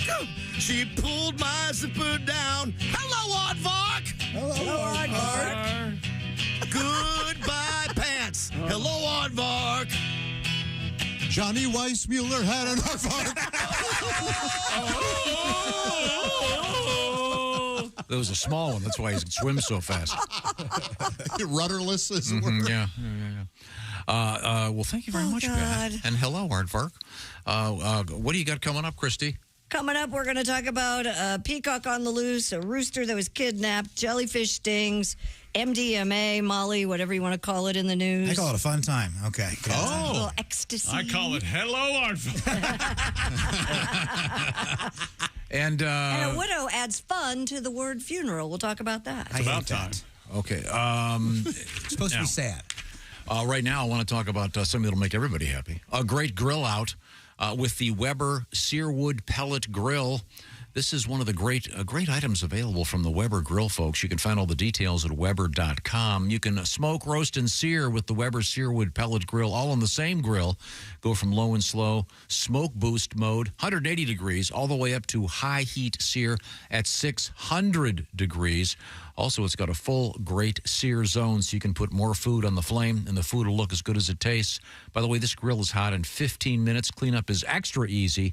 And once again, cook on 2 levels at the same time, so you can make enough for everybody. And you can add a heavy-duty rotisserie or rust-resistant griddle insert, so you can make those pancakes outside. Get fired up for your new Weber Searwood Pellet Grill. Get the details at Weber.com. We're getting love letters now about Weber grills. I was excited the show is partnered up with Weber, writes Luke. I've been a Weber fan since the 90s when my dad started allowing me to light the charcoal. Remember that when you were a kid? Mm-hmm. What an honor that was to be able to light the charcoal. You got to spray all that lighter fluid on there and it goes... Yes, that whoosh sound. Yeah. And, of course, when no one's looking, you see, I wonder if I could do this while it's already on fire, and you become flamethrower guy. Mine was wasn't the grill. It was, Dad, can I help make change for the kids buying the joints? Yes, you can, son. That's a nice father-son moment. No, it was great. I was part of the problem, not part of the solution. I'm sorry, not part of the problem. Learning about capitalism? Making money for the family. It's the new episode of Young Sheldon where he becomes the pusher boy. I grew up different. Yeah. The pusher boy. Coming right back. It's the Bob and Tom Show. Bob and Tom. If you are ready.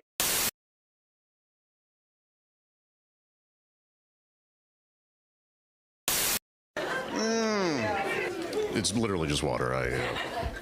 Mouth it. Mouth it? Has that been throwing you guys off? Like, I've been told that when I drink out of bottles that I really, wrap my whole mouth around them or whatever. And I'll be honest, I have no idea what people are talking about.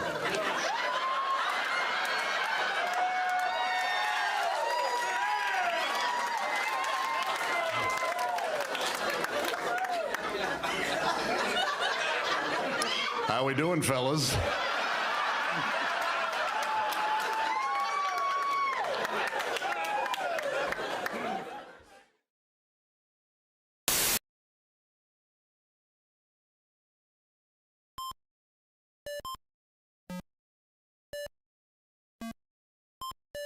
Hey, did you enjoy those videos played in that break? Check out the Bob and Tom YouTube playlist for more great stuff.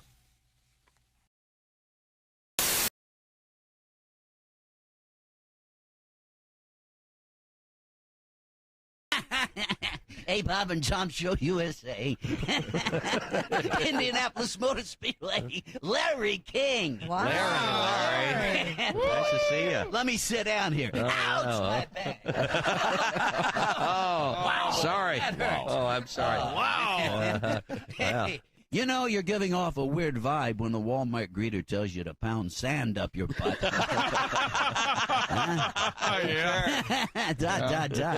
Hey, what's with Cher and the Sunny thing all of a sudden? Would somebody tell me anything? Anybody else now think the C word was invented because of her? Cher, of course. Yes. Yeah. And how about that Carol Channing thing, huh? Yeah. I guess she was singing Hello Dildo. Hello, dildo. Yeah, man. Hello, dildo. Yes, it's just Only good got stuff. married. Only got it twice in a Twice in 41 years of marriage. Wow, she needs Viagra. And I said it before, but never address an Indian in war paint as Chief Big Pussy. Don't do it. Just don't do it. And finally, I gotta say, kids, it's been a stone gas being here, by the way. I gotta say, this body-piercing craze is getting out of control. You know, studs through the tongue, rings through the nose, eyebrows, the nipples, the belly button, and now a series of interlocking rings and hoops through my schwanz. Oh, did I say my schwanz? Oh, somebody stop me. You know how embarrassing it is to go through the metal detector? I'm sure. Larry King, you've got a solid nickel's worth, kids. Thanks. I'm out. Peace out. Peace out, Larry. I got to catch a plane. Thanks very much, Bye-bye. Larry. This is the Bob and Tom Show. Good morning. Hello. And we are joined in the studio by our guest comedian, Clinton Jackson. See, I got the name of two presidents, right? I was just thinking about that. Yeah, That's the way people don't. Yeah, see, Bill Clinton and Jesse Jackson. Boom. Just wanted to scare a few people. Oh, man. Now, Clinton, I was told that you were part of a comedy festival in Aspen. Mm-hmm. Indeed, I was. Now, do you ski? No, I do not. All the other comics went, and they asked me to go, and I said no. You know what I mean? I just didn't want to be out there, you know, leading the pack, looking like Hootie and 100 blowfish. On a hill. Bravo. Bravo. I did not ski.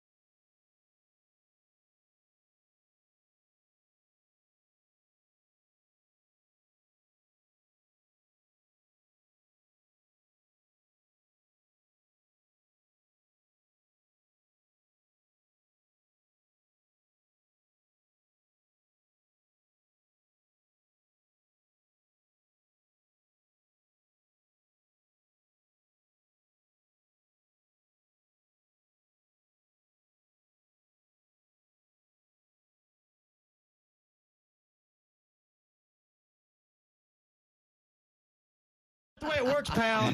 You better shape up, because right now I don't think you could find the neighbor's dog. Bass player. And he was sitting in a bar just getting really, really drunk. He was mad at the world. Yeah. He had been fired from his latest job, mad at everyone, just angry, drinking. So he leaves the bar. He's very, very drunk. He's walking down the street. And across the street is a nun walking the other direction. Mm-hmm. Well, bass player runs across the street, knocks her down, and just starts kicking her and hitting her and going crazy. A drunk bass player. A drunk bass player. And he looks down and says, "You're not so tough now, are you, Batman?" This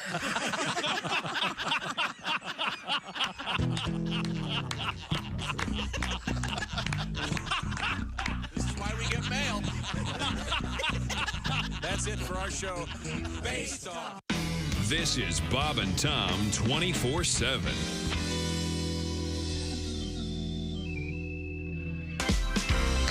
Hey, welcome back to the Bob and Tom Show.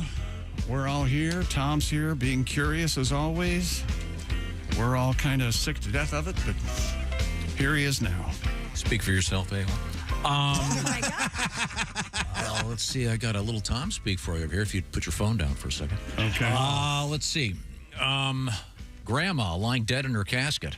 Yes. I was 4 years old. I walked up and I said, "Why is Grandma lying in the piano?" Little Tom speak for you. Kind of. Really? Thank you very much, Shane. We certainly appreciate You know what? That may have been a nice dose of levity in a very sad situation. That may have helped the family. Which leads me to this. A woman from Arizona held a fun-a-roll to celebrate the life of her late husband. It said a funeral? Yep. According to the Southwest News Service, Katie Young lost her husband, Brandon, last month. The 40-year-old mother of 3 did not want her children to have horrible memories of their dad's send-off and decided to throw a fun-a-roll instead. She organized bouncy castles, served up Brandon's favorite foods, and invited 500 guests to take part in painting projects as a way to remember him. I see. Mrs. Young said Brandon loved being a dad more than anything on earth. He would have been happy that his kids were happy at his fun-a-roll. Grieve however you need to. Yeah. Bounce house? Yeah, bouncy castle. Don't put the casket in there. That'll make it bounce a lot less. Poor guy. Yeah, I sure hope they. Yeah, dead people don't bounce in castles. They're going to bounce if the They'll kids. bounce a little bit. Yeah, and there's always Sustained bouncing. There's always the big fat kid in there that ruins it for everybody else. It's always a big Those fat kid. people. Hey, huh? speaking as that big fat kid, I helped everybody double bounce. They all loved it. A New York City couple say they often get mistaken for a mother and son rather than husband and wife. Yeah. At 5 feet, 10 inches tall, 29-year-old Cassandra Gaspard is significantly taller than her 32-year-old husband, Weston. How tall? Though happily married, the freaks me couple out. say they are often stared at by strangers who assume that Weston is her little boy. How tall is he? I don't know. I would love to know. Both are secure with their respective heights as well as their partners, with Cassandra saying, "You love who you love." Okay. Stop ordering a Happy Meal, Mister. No. Don't put him in there. Don't put him in that seat in the grocery store thing. That's kind of a sad day though when you've got little kids and they're finally too big to go in that seat. Oh. There's a rough transition period. They want to be in it still? Yeah, and you take them out and their shoes come off. Yeah, they're. I found out Weston is 5'5". She's 5'10". Huh. Is there an age difference that... No, they're not that big of a difference. I mean, she's 29 and he's 32. She looks like an older 29 to me, but... rough he is. I've lived. Oh, yeah. Taller people age fast. That's right. Is that right? Oh, yeah. All this action up here. You don't want to see him a nude pole. That's why Lincoln looks so old, because when he died, he was 28 years old. Yeah. Wow. Man. Of course, the ventilation in his head didn't help. Oh. Yeah, you're not going to get much oxygen to the brain if it's riddled going right out. Open to the air. Yeah, ironic, isn't it? It is ironic. You know, that guy was having a drink in the bar when he got... The bodyguard was down in the bar having a drink when Lincoln got shot. Have you seen My American Cousin? Yeah. I would have been at the bar, too. Well, that's true. That is a slog. Now, is that scene in Manhunt real where Yes. Booth That he met Booth? I think so. Booth actually talked to him and I found think out so. Yep. Absolutely. Wow. Yikes.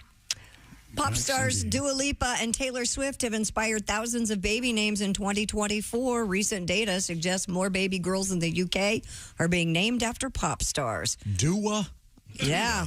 Yes. British babies named Taylor surged by 62% in the last year alone. Babies named Dua after Dua Lipa soared 113%. Is Dua Lipa's name even really Dua? I think so. It is? Yeah. I think she's... How about Donta? Yeah, she's... Mom and Dad. She's I don't know what, very Mediterranean. I'm not She's sure. English. What? She's from England. Yeah, but I think she's of, what is it, Egyptian hair? I don't know. I'm There's not sure. I don't want to make any guesses. Yeah. That's kind of She's a cool beautiful. I know that. That's all I know. Great very singer. pretty. I'm levitating. The top 5 girl names in the UK were number 5, Billie, from Billie Eilish. 4, Ariana, after Ariana Grande. 3, Dua, as we mentioned, Dua Lipa. Lana, as in Lana Del Rey. And Olivia Rodrigo. These are the top 5, not just with celebrity tie-ins. These are the general This top says 5 the top names. 5 girl names in the UK. That is wild. Yeah. Is there a Kesha with a $sign? She's Hey, doing that. I like her. No, I think she Brushes dropped her that. teeth with Jack, man. Kesha's got it going on. Tough gal. Yeah. You ever brush your teeth with Jack, Tom? Jack Daniels. Oh, Come on. God, no. Ugh. I jacked while brushing my teeth. Multitask, Jack. I was late for work. That's like rubbing your belly. Now and putting a that circle. That is impossible. multitasking. You figure it out. Yeah. You gotta want them both. You can't floss and do that because you need both hands for the floss. Oh, you're a lefty. You do it left-handed. I forgot. Yeah, isn't So that weird? Yeah, you could. Really? How does Chrissy know that you're a so-called southpaw? We were. We only were talked talking about it on the it air, daily yeah. since he was hired. Yeah, you bring it up all the time. I broke my right wrist when I was in junior high. I had to switch. I had to switch. I didn't switch by writing, though. Isn't that something? That wasn't that was important. that was the only thing I adjusted. And it stuck, huh? It did, yeah. In skateboard, that's called riding goofy. You're Yeah, sort of a goofy exactly. jerker. I'm a goofy hand. You're a goofy beetle. Animal control officers in Michigan are struggling to capture a loose peacock. MLive.com reports a student discovered the peacock earlier this week as he was driving to Valley Lutheran High School in Saginaw County. Have you ever heard a peacock yell? It's crazy It is loud. Crazy. Yeah, there was a... Crazy loud. yeah, there was... I mean, that's kind of what it is. Oh, my gosh. Yeah. Yeah, that's probably why they want to... I mean, otherwise, why don't they just let it roam around? Be kind of cool. I say it's God's big joke. Rachel Horton, director of the Saginaw County Animal Care and Control Center, Wait a minute. said the student decided to bring the peacock with him to school and try to find the owner, but the bird got away. That's a peacock? That's a peacock. That's crazy. There's more. NBC. No? Oh, is the peacock being assaulted? Says No. I think he wants sex. I think he's ready to brush his teeth.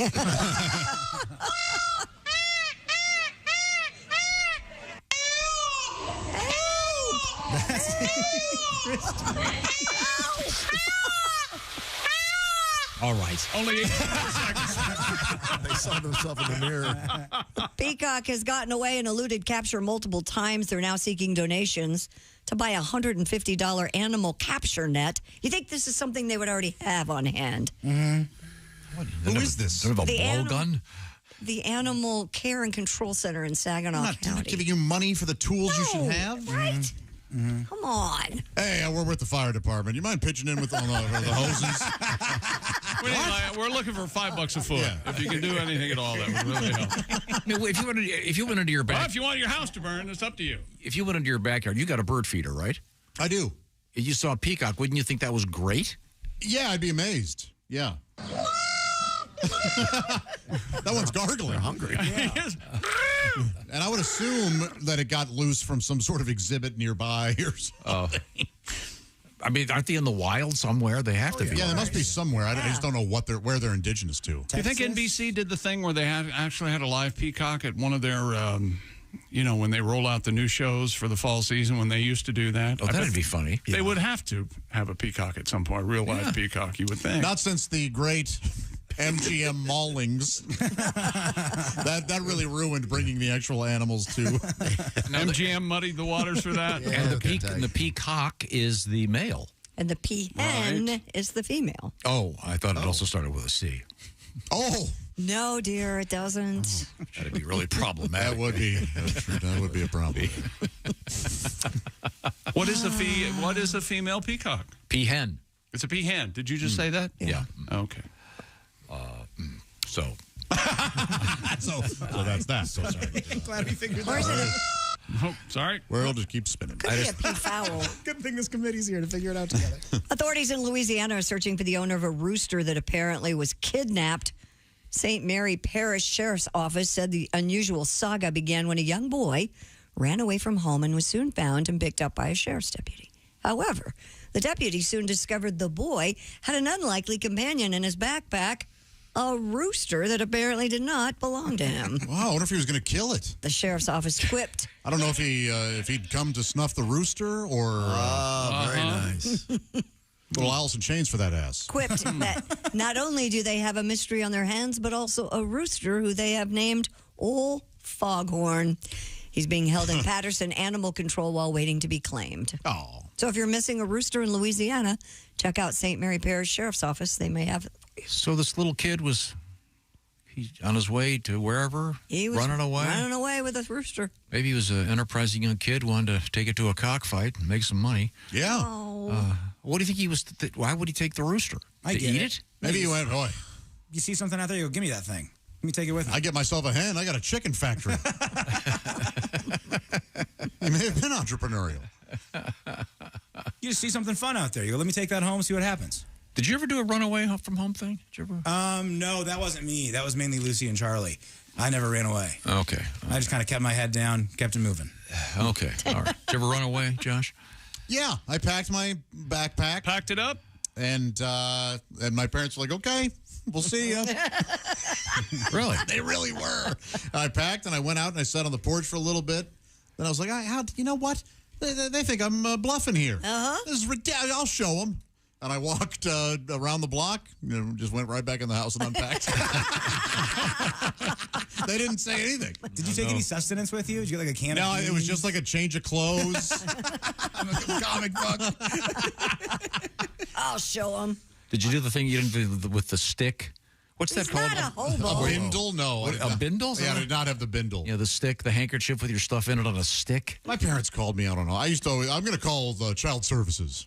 And my dad would pick up the phone and dial. He would. I was like, man, I can't get away. Do you remember Jess Hooker's story? Her mom would make her and her brother go out and sit on the front porch. She'd make them pack a bag. Oh, God. And go out and sit on the front porch and wait for the gypsies to come pick them up. And, of course, they never come. No. And her mom would come out and announce, well, see, the gypsies don't even want you. Oh, wow. But for their while, they'd be out on the porch going, what do you think it's going to be like? I don't know. Nicer than You think they have this. cable? Yeah. Do I have to learn how to play Really the cool. fiddle? I don't know. What's going on? Well, what's going on there? Yikes. A Tyrannosaurus Rex fossil that was discovered by a family hiking in North Dakota is set to go on display in Denver, Colorado. The Denver Museum of Nature and Science announced that the juvenile T-Rex fossil was found by two young brothers, Justin and Liam Fisher, their dad Sam Fisher, and their cousin Caden Madsen. We don't need all their names. You are really... What is wrong with you today? I love it. He's right. I'm just tired of the 4-day show or the 4-hour show. Then We only trim a come lot of in the for fat. It's 2. 2.5 hours. We're out of here. We'd be at Bob Evans right now. You're the squeaky wheel. Yeah. What's up? Stop reading names. I want to skill it. Learn to edit, Tarantino. Well, he not does me, get a my little fat, doesn't friends. he? He doesn't deserve any of this. It's not me. No, why don't you entertain, Josh? What have you got over there? Oh, again, back with this. Right back to this. It's his favorite thing. I'm not seriously. Teen Rex. After the trio of young fossil hunters contacted Tyler Lyson, the museum's curator of paleontology, they joined a team of paleontologists to help excavate the fossil. The T-Rex will now go on display as part of a temporary experience dubbed Discovering Teen Rex, which opens on June 21st. But These kids were so excited. There's some great pictures. you know, and they knew how they knew that it was a Teen Rex? How? There were vaping pens with all the strawberry flavors. And I thought it was chewing gum, and it had. Yeah. It's got to be tough being a teen Rex because you got all those hormones, but you got those tiny little arms. Yeah. You can't get anything done. No You can't joke. do anything. You want to hear some Teen Rex? Yeah, I do. Oh, here we go. Two kids and their dad found some bones by the stones in Dakota. They're dirty and old, oh yeah. Bones were smaller in size, had the teeth of a teen dinosaur. Oh, they're dirty, old, and quite a find. How'd they know it was a Teen Rex? Uh-oh. They found a bong by the bones. It's Teen Rex. One more time. Yeah. They found a bong by the bones. It's Teen Rex. Yeah. I'd watch a movie called Teen Rex. It's just about a teenager. About an adolescent Teen guy named Rex. Oh, you guys just don't get it. I swear you're fossils sometimes. A lot of fun to be had there. I mean, that was just the first thing that I thought of. We could have a lot of fun. Oh, yeah. I mean, it writes itself. Give me a paper and a pen in a day and a that half. is not a bad idea. It's a great idea. It's a good title. Teen Rex. And he could be like the king. Yeah, he could be. There's some king angle in that. Yeah. Have you ever seen Tammy and the T-Rex? No. It's Denise Richards, and her boyfriend is Paul Walker, and he dies, and so they transplant his brain into a T-Rex. Are you serious? I forget some of this. I haven't seen it in years. That's real? Yes. Paul Walker? Paul Walker? Yeah. The From Paul Fast Walker and Fast. Furious? Yeah. That sounds like Hollywood Mad Libs. That sounds it's so crazy. fake. I think it's Roger, it might be a Roger Corman type I've thing. heard of it, but it's nuts. And then, you know, good title. Hey, I still love you, and the T-Rex is sad. According to Ron Howard's book, Corman did a lot on title alone. If he found a title he liked, by God, he put a movie around it. That's awesome. So Teen Rex must have been one of those titles, I would Tammy think. and the T-Rex. Yeah. Remember There it is. Yeah. Denise Richards, Paul Walker. And that's a knockoff from, remember, Tammy and the Doctor. And Tammy and the Bachelor, and there was a whole series of Tammy books, series, Tammy's, yeah. and then And you Debbie know- Reynolds is Tammy and the Bachelor. Yeah, Tammy and the Doctor was, it was Peter Fonda. Oh, okay. He was in Tammy and the Doctor? Yeah, pre-Easy Rider, and he used to refer to it as Tammy and the Schmuck Face. That's the comedy you expect from Peter Fonda. I'm glad he had writers. Right now, it's time to check in with your ears. This whole show, man. How are your ears feeling, man? I'll tell you, Raycon earbuds. And you know, you picked a perfect time to buy Raycon earbuds. Well, there's never a bad time, but especially now because Raycon has just launched their upgraded model of the best-selling everyday earbuds. With Raycon's upgraded everyday earbuds, you now also get active noise cancellation, gel tips with ergonomic design for that absolutely perfect fit, and multi-point connectivity that lets you pair with 2 devices at once, plus quick charge function and weatherproof. We received Raycon's upgraded everyday earbuds. I've got the forest green, Christy got the blush violet, and Tom got the royal blue because he's the king. And, of course, the classic black also out there available. Raycon offers 30-day happiness guarantee. So what are you waiting for? Go to buyraycon.com/Tom today to get 15% off your Raycon order plus free shipping. Get 15% off and free shipping at buyraycon.com/Tom. That's buyraycon.com/Tom. Quick correction. We were talking about the launch of the Lady and Gent astronauts yesterday. And got this letter. They were actually on a ULA Atlas V rocket, not a SpaceX rocket. They were on a Boeing Starliner. Yes, it was my fault. This says first time in 50-plus years astronauts were launched from Cape Canaveral instead of the Kennedy Space Center. I was not aware of that. They're supposed to dock at 12:15 Eastern time, so we'll keep you posted. I guess you'll have to check. No, we won't be here. So I thought there was a problem, or is that what you just There's said? a helium leak. There's a helium leak. Yeah, but so the guys are talking like this. No, the other way. Houston, we have a problem. Houston, we have a problem. Stop laughing at me. We've got a problem. Oh, I thought they didn't have any helium. No. So Dua Lipa up there's talking like this. What's the name of the astronaut? Isn't it Dua Lipa? It's Butch and Suni. Suni? Yes. Okay. Okay. What's the jug situation on SUNY? Can we get a, What are we talking about? Gosh. Do Can they we get get an bigger eyeball when on you that? go up? Yeah, they do. These are all great I questions. would think they would be I'd like to disassociate. Some mammary inflation. crazy Okay. perky, Thank you. right? Coming up, it's a little bit of a history lesson. We'll try to get everything right this time. This is the Bob and Tom Show. Add to or continue.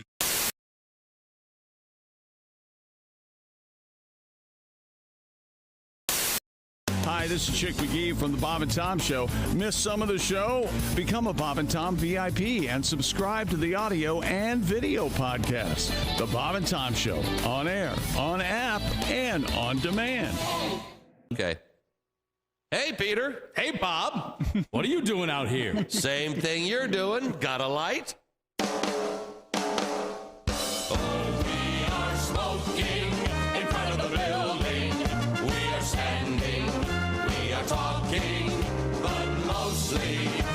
Smoking, we are smoking in front of the building. Oh, we are smoking in front of the building. We are puffing, we are gagging, we are happy because we're smoking. We are smoking.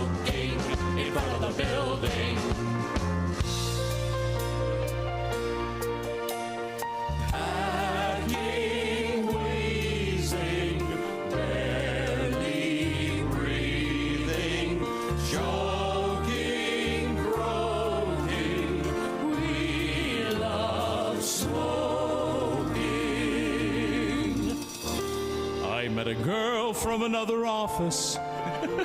She's a smoker, just like me.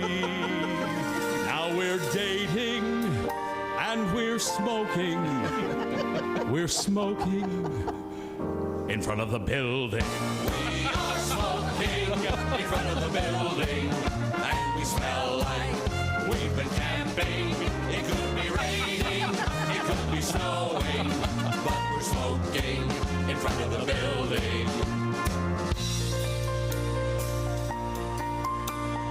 Hacking, wheezing, barely breathing, choking, croaking. We love smoking. I never was a smoker until I looked outside. They were smoking while I was working. So now I'm smoking in front of the building. We are smoking in front of the building, and the ashtrays are overflowing. We are smoking instead of working. We are smoking in front of the building. We are smoking in front of the building. We are standing, we are talking, but mostly we are smoking. We are smoking in front of the building. Smoking in front of the building. Smoking.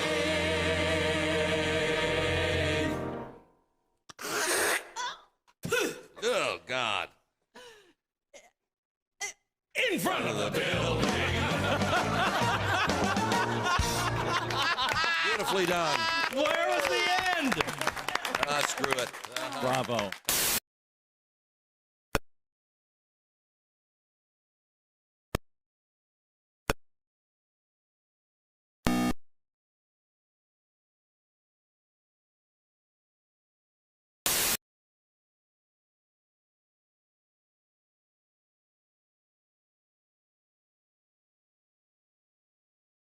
Highlights all day long. The Bob and Tom Show, weekday mornings at 6 a.m. Eastern on Bob and Tom 24/7. Essential morning radio.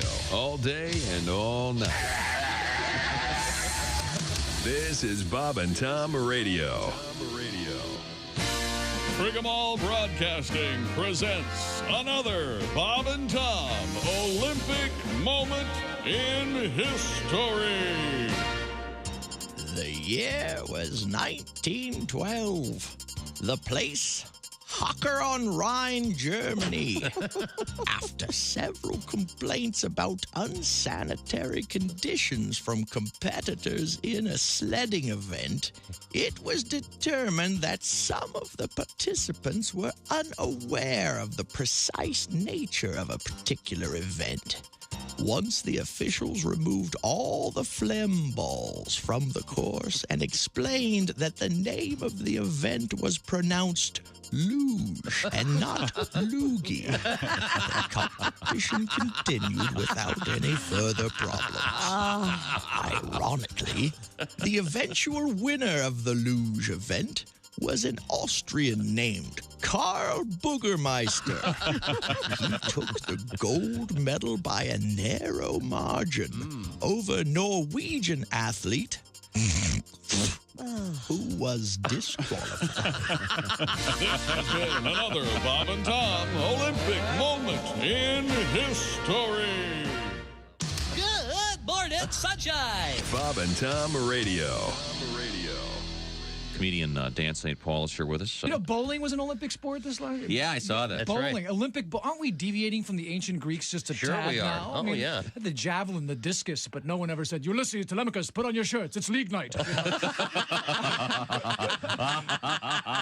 are we supposed to bowl against anyway? You know, if you're going to have Olympic bowling, let's go all the way. Let's have Olympic drag racing. Wouldn't that be great? Sure. Hello, racing fans. This is Jackie Stewart at the Olympic Raceway, where today, America's big hope for the gold medal, Shirley Cha-Cha Muldooney, goes up against the People's Republic of China's Wang, the Terminator Hong Wen. Wang, of course, a member of Mao Zedong's pit crew in the 1972 Olympics in Munich and 5-time winner of the Peking Funny Car Championships. But both drivers will be hard-pressed to beat the time of this man, Pakistan's Big Daddy Abdul Faisal Mohammed, in his souped-up Ford Festiva, the pride of Karachi. Lord Coretta's a fine young comedian. Are you a health guy? You run, you look very slender. And I'm not a big health guy, although I'm healthy. I just had a complete physical, and unfortunately I'm at that age where you get the real intense physical. No, yeah. You know, I hope I'm not sharing too much, but the doctor actually stuck a camera in my rectum. It wasn't part of any procedure. He just suspected that his nurse was stealing from him. Hi, this is Ross Bennett, and you're listening to Bob and Tom Radio. Welcome back to the Bob and Tom Show. Pat Godwin, Christy Lee, Willie Griswold, Josh Arnold, Ace Cosby. I'm Chick McGee. Hello, Tom. Hey, what's up? Yay! All right. Time now for Today in History, I Who believe. said that? Hey. Or Fonzie? That was Travolta, right? Was it? Fonzie. Was it Fonzie? Yeah, Fonzie. Hey, yeah. Okay. It's the kind of Happy wit, Days. the kind of wit that Happy Days brought him in. What a turd of a show that was. Well, it's no Big Bang Theory. No, because it was funny. Yeah. It had writing. Here's Tom. Hello, Tom. I'm looking at Today in History for the first time. June 6th. Yeah, it's a big day. Yeah, big man. day, D-Day, 80 years ago. There's some happier stuff here. All right. 1844, the YMCA was founded. Massachusetts? Young Men's Christian Association. Yes. I didn't know this. It was founded by a guy named George Williams in London. Oh. Did not know that. I bet he would have been shocked in the late 70s when a song about the YMCA became kind of a weird gay anthem. Well, I don't think... do you think most people think it is a gay anthem or it's just a fun song? I don't think so. I don't think people think I did. that. I think you did? Yeah. Okay, I thought it was just a fun song. I did too. I didn't know it was a gay anthem. YMCA. But I plainly remember enjoying Queen and You're My Best Friend and all that stuff. Didn't and I know. had no idea Queen was slang right for there with you, buddy. a gay man. I had no idea. Did you guys know that Ellen DeGeneres is gay? I had no idea. I didn't know Elton John was gay. I had no clue. No. Back to history. I got a lot to learn, Tom. This is a tough one for you, Christy. What? I don't know if you... 1925, Walter Chrysler founded what? Oh, Chrysler Motors? Nope. The Chrysler building? Smucker's Jelly. Smucker's Isn't that something? With a name like Chrysler, it's got to be good. Do you think they could actually put out a car called the Jesus Chrysler? No. Oh, they could. You could put out a car called the Fiat Mussolini. I don't think it's going to sell. Does it drive on water? I don't think that's. You'd have holes in the doors. I think that would be fine. So you're saying that the Jesus Chrysler should be a boat? It's one of those. I see. Oh, the amphibious. Engine dies, it's better 3 days later. 2025. Jesus. You know that you're aware that Walter Chrysler's body is in a glass casket in the lobby of the Chrysler building. You know No, it is not. In the lobby. Oh, it's not in the lobby? No. Oh, that's right. It's in the restaurant up top. Oh, I always get the Empire State and the Chrysler Building confused. The Chrysler Building is much more Is it prettier? It's Art cool. Deco. It's really Art cool. Deco? Oh. Yeah, Okay, I probably think the Empire State Building is the Chrysler. And New York City's ruined itself by letting them put too many high buildings. So, dumb move. Okay. I think Ruining the skyline? I'm sorry, what are you saying? Oh, places Too like many high Paris, they respect the, you have limits on the building. You know, that's the big thing in real estate, I think. Maybe I missed but selling the air above you, that has a definite value in New York City. Have you heard about this thing they want to do in Oklahoma City? What? No. They want to build the tallest building, the 5th tallest building in the world, I think it would be. Tallest building in America. For what? We had that story. I think it'll be cool. They're going to put condos in it? I can't. Wouldn't you want to live in a penthouse overlooking the city, wouldn't you? No. No. No? No, I'm like Josh. What's your theory on condos, Josh?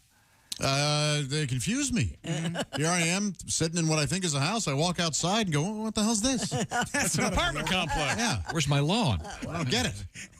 I gotta have a lawn. I don't know how they would fill a building that tall in downtown Oklahoma City. One of those real high rises in New York City.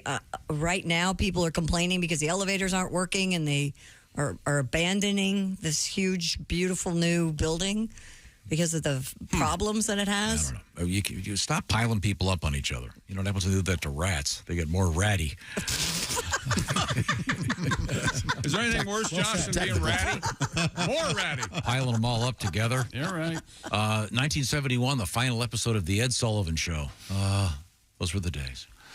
Oh, yeah. In 1972, David Bowie releases The Rise and Fall of Ziggy Stardust and the Spiders from Mars. Great record. Mm-hmm. I have never heard it, but I can't imagine liking it. Oh. What? You'd like it. You'd like it. I never. Really? Yes. I think so. Well, if you don't like David Bowie, you won't. Ground Control to Major Tom. Well, that's no? No, I don't think so. What about Tom Schilling's Major Tom, Coming Home? I love that song. Yeah, I do too. Hello, blah, blah, blah. Yeah, that's it. Yeah. I don't think so. Not for you. Birthdays. Of course, obviously the big day today is the 80th anniversary, as you mentioned, of D-Day. So very serious business. And the president's over there. The King of England is going to be there. Now, on a lighter note, this is really a lighter note now. 1775, the birthday of Nathan Hale. Oh. Who, of course, was the skipper on Gilligan's Island, right? That's no, that was Nathan Hill Jr. No, I'm pretty sure Tom's right on this. Nathan Hale. Spelling question for Christy Lee. Oh, God. 1947, Robert Englund, known as Freddy Krueger, was born. Can you spell his last name? ENGLAND. England? Close. It's U-N-D. Oh, England. England. Harvey Firestein, born in 1954. You know who he is? I think. Yeah, he's that gravelly voiced. Sounds like this. Bearded. Is it wrong? Yeah, long. Yeah. He's transitioning into a Muppet. Torch Song Trilogy. It seems like that would hurt your throat like 24 hours a day. Right? I don't think it's an affectation, though. I think that's just how he. And one of the finest actors out there, Paul Giamatti, born in the state in he's good. Yes. 1967. That'd be a good name for a car. The Giamatti? I look at the 2024 Giamatti. Yeah, very Italian. 2025 Jesus Chrysler. That's the line of the day. Okay, now here you go, Josh. Happy birthday to Uncle Cracker, born in 1974. Nice guy. Met him. Real name? Oh, geez, I don't know. I do not know. Matthew Schaefer. And no kidding. Really? And a super nice guy. Hey, you lunched Very or nice breakfasted guy. with him? Dinner. I worked a gig with him once. He was great. My Dinner with Ace. Tell me another joke, Ace. This is the Bob and Tom Show. Thanks for listening to the Bob and Tom Show this morning. Even though we're not too much to look at, you can also watch the show